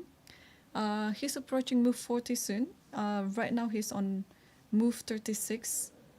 So can actually, okay, if king here, then we can repeat somehow, and then black will be in trouble soon. I think black will be in trouble if white has 30 minutes on the clock, because he can really calculate everything to get like the best line on this variation. So what if the king moves to the other side? What if the king moves to h5 or h8? h5 maybe? I think it's gonna lose soon after this, yeah? Yeah, so I think the king has to come back to f8. After knight h5, it's gonna be quite a trouble there.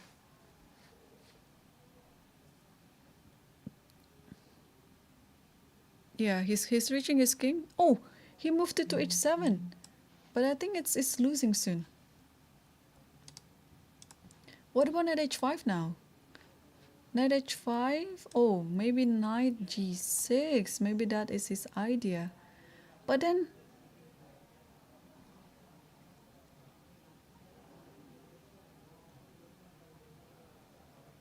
what to do here?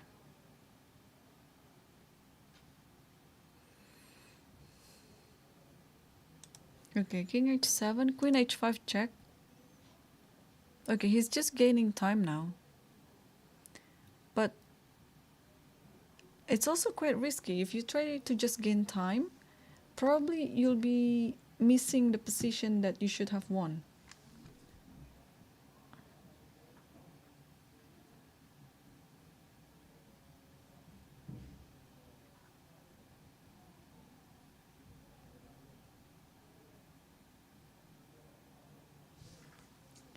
So queen h5, king g7. Okay, I think I'm almost sure white will just queen g5 again, just to gain time. And they're on move 38 right now. King h7, I think it's, yeah. And then, oh, what am I doing? After knight here, there is rook g8. Look at this pin. Or skewer. No, it's pin. It's pin. Okay, so king h7. Knight h... wait, what? Knight h5? Is it possible?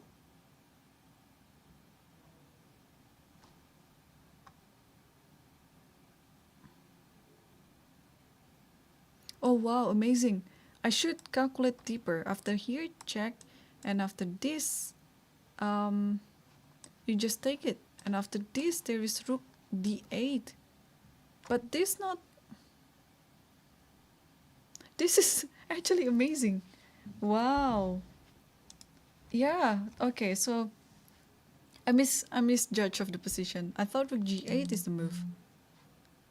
But yeah, after rook g8, we definitely will see this variation.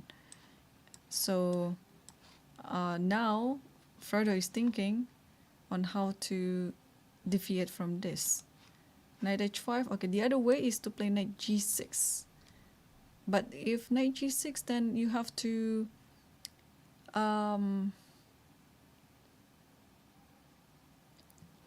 be fine doing this exchange then. King here, or probably after takes this. Yeah, I think this should be winning, yeah? This should be winning. Like this endgame, yeah. It's GG. What just happened? Rook g8! Oh! I think we're going to see the end of this game soon. Knight f6 for sure will happen, and it just happened. King h8. And now, okay, the both players already entered the 40th moves, and they're going to, okay, they have like another 30 minutes on the clock.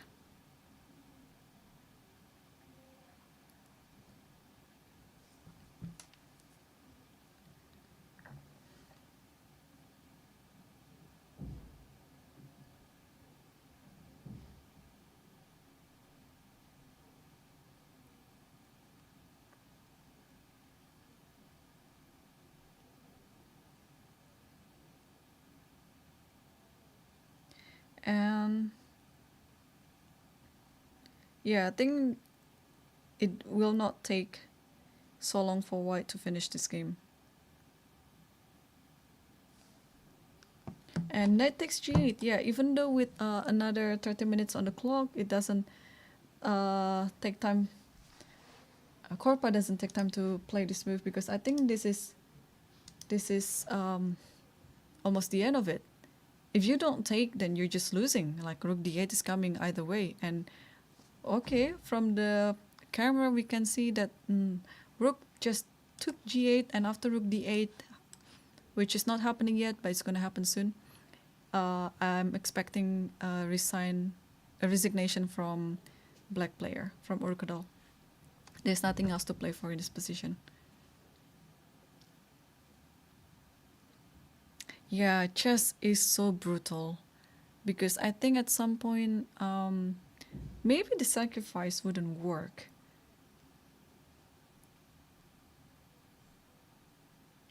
Yeah, but there you go.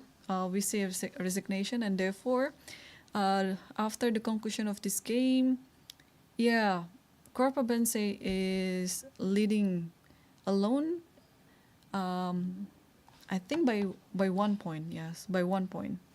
So it's a lot. It's a lot, and especially with 4 more rounds to go, he's clearly the favorite to win the tournament. But anything can still happen. Yeah. Um, Anyone can somehow take over the leadership of the tournament, but I just want to come back and then check it with the engine here because at some point of this game, I just want to check if the sacrifice is a good sacrifice or was it just a leap of faith.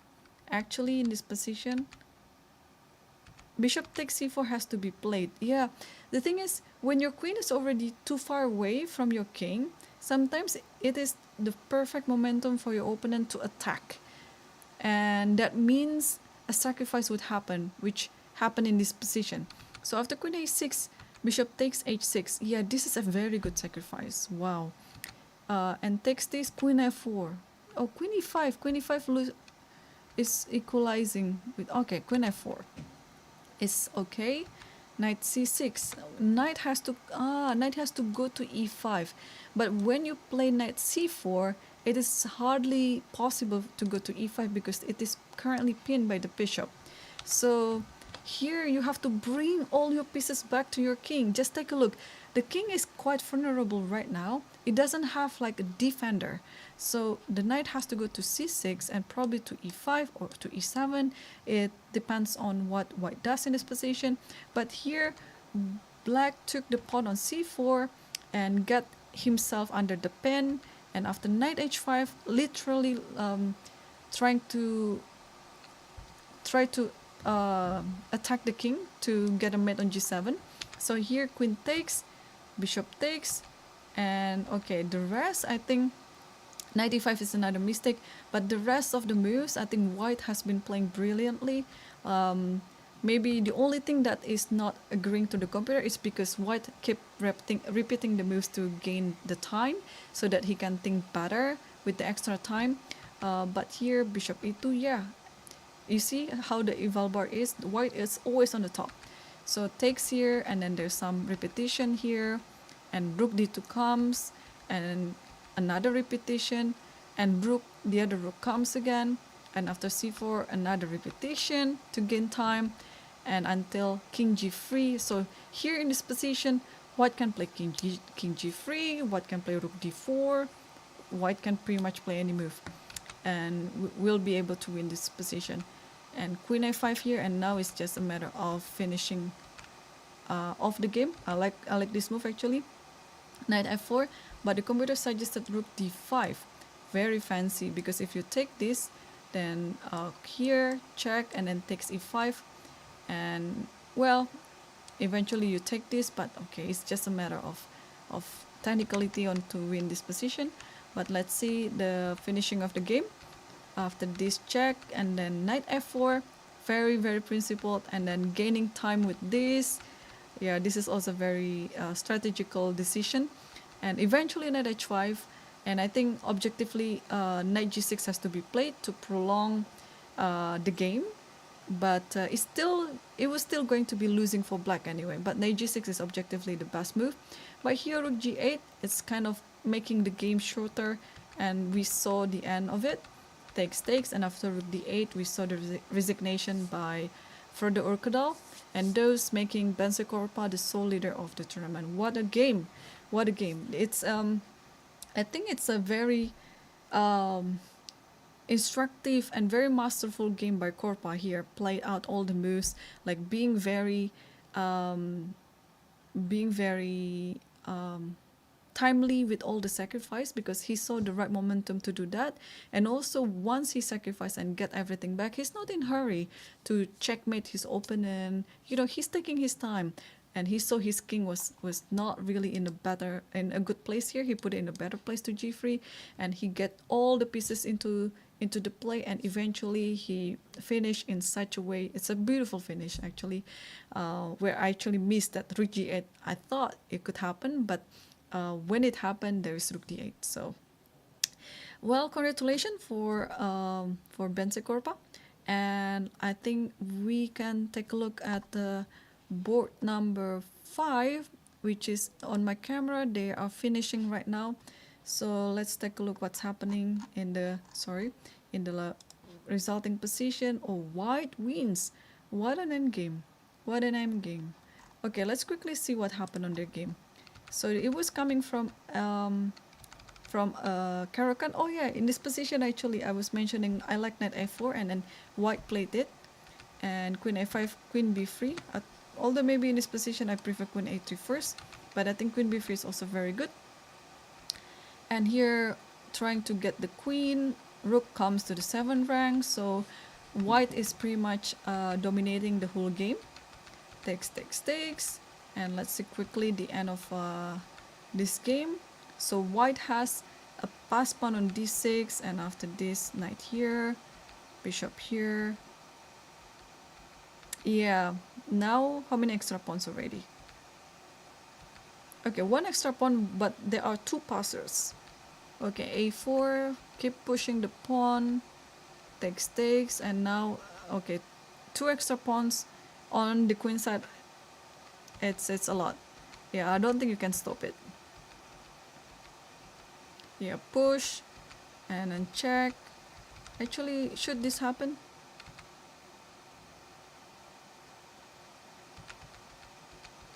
Okay. And then stop it. Yeah, the king is just in time to stop the pawn. Here, check. Oh, check, and then here. Okay, very, very thematic. Very nice finish by Tor Fredrik Carson. And let's see what's happening in Hammer's game.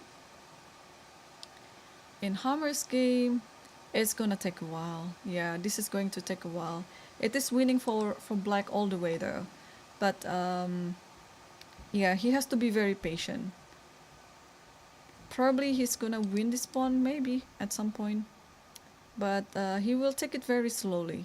He will play king here and possibly g5 and use some ideas with... well, hopefully if the rook is on f8, then you can play king h3, because then there is no more check on this file. But it's gonna be quite a long way for Hammer to finish it, unless his opponent made a blunder.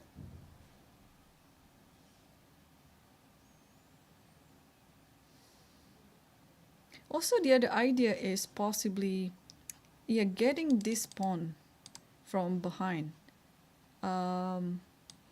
Like moving this rook elsewhere, like probably here, and then get this bishop here and takes this, something like that.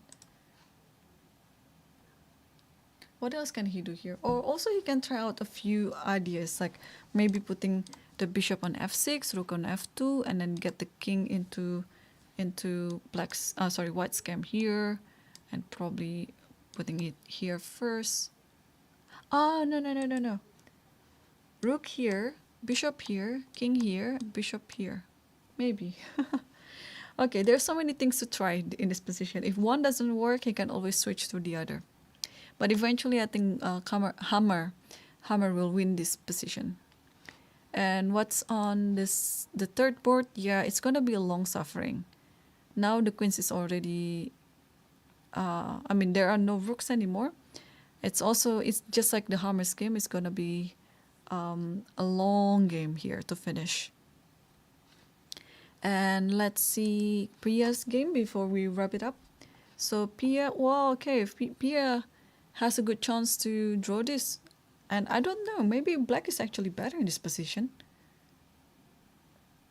Yeah, why not? Black might be just better because of these pawns. So Priya might actually playing for a win now. What's the evaluation? Yeah, now it's 0.2, minus 0.2, so it means black is better, but maybe objectively it's very defendable.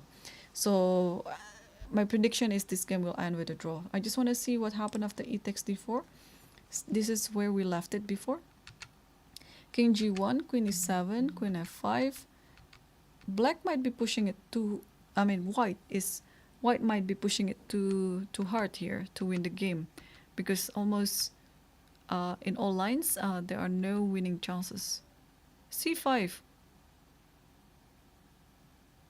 Wow, that's very direct of Pia. Yeah, because if you take there is C. Oh, I thought she's going to play rook here, because this is also interesting. You want to grab this pawn. If knight goes here, you play b3. But okay, she plays a more direct way. Rook c8, getting this one. Yep. And then if you take this one, you'll take this one, and this is similar to what happened in the game. H5 here.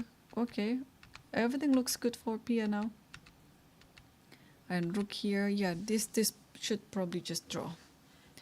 Okay, it means it's pretty interesting here at the office. Yeah, today we saw a very instructive the game on the first board, and the rest of the games are also equally interesting. Yeah, I could feel it. I don't know about you guys, but I could feel it that players are already feeling the tension, that the tournament is coming to a close, 4 more rounds to go, and they feel like they have to step up their game. And for those who are the favorites, of course, they want to win their games and catch up with the difference of the points with the leaders. And for those who are, let's say, losing some elo points, of course, they also want to score some more points to redeem what has been lost. So it's interesting. It's interesting how the game has turned out. But I guess this is my cue right now to wrap everything up. So thank you again for watching today. And tomorrow we will see round 6. It's gonna be, I think, far more interesting. And we have one sole leader, Grandmaster Korpa from Hungary. So keep tuning in to our Lichess broadcast commentary. Tomorrow we'll come back at the same time and same place, 5 p.m. local time, Norwegian time. And I've been your host, Irene Sukandar, and it's always been a pleasure to host the commentary with you guys. And thanks again for watching. See you again tomorrow. Bye-bye.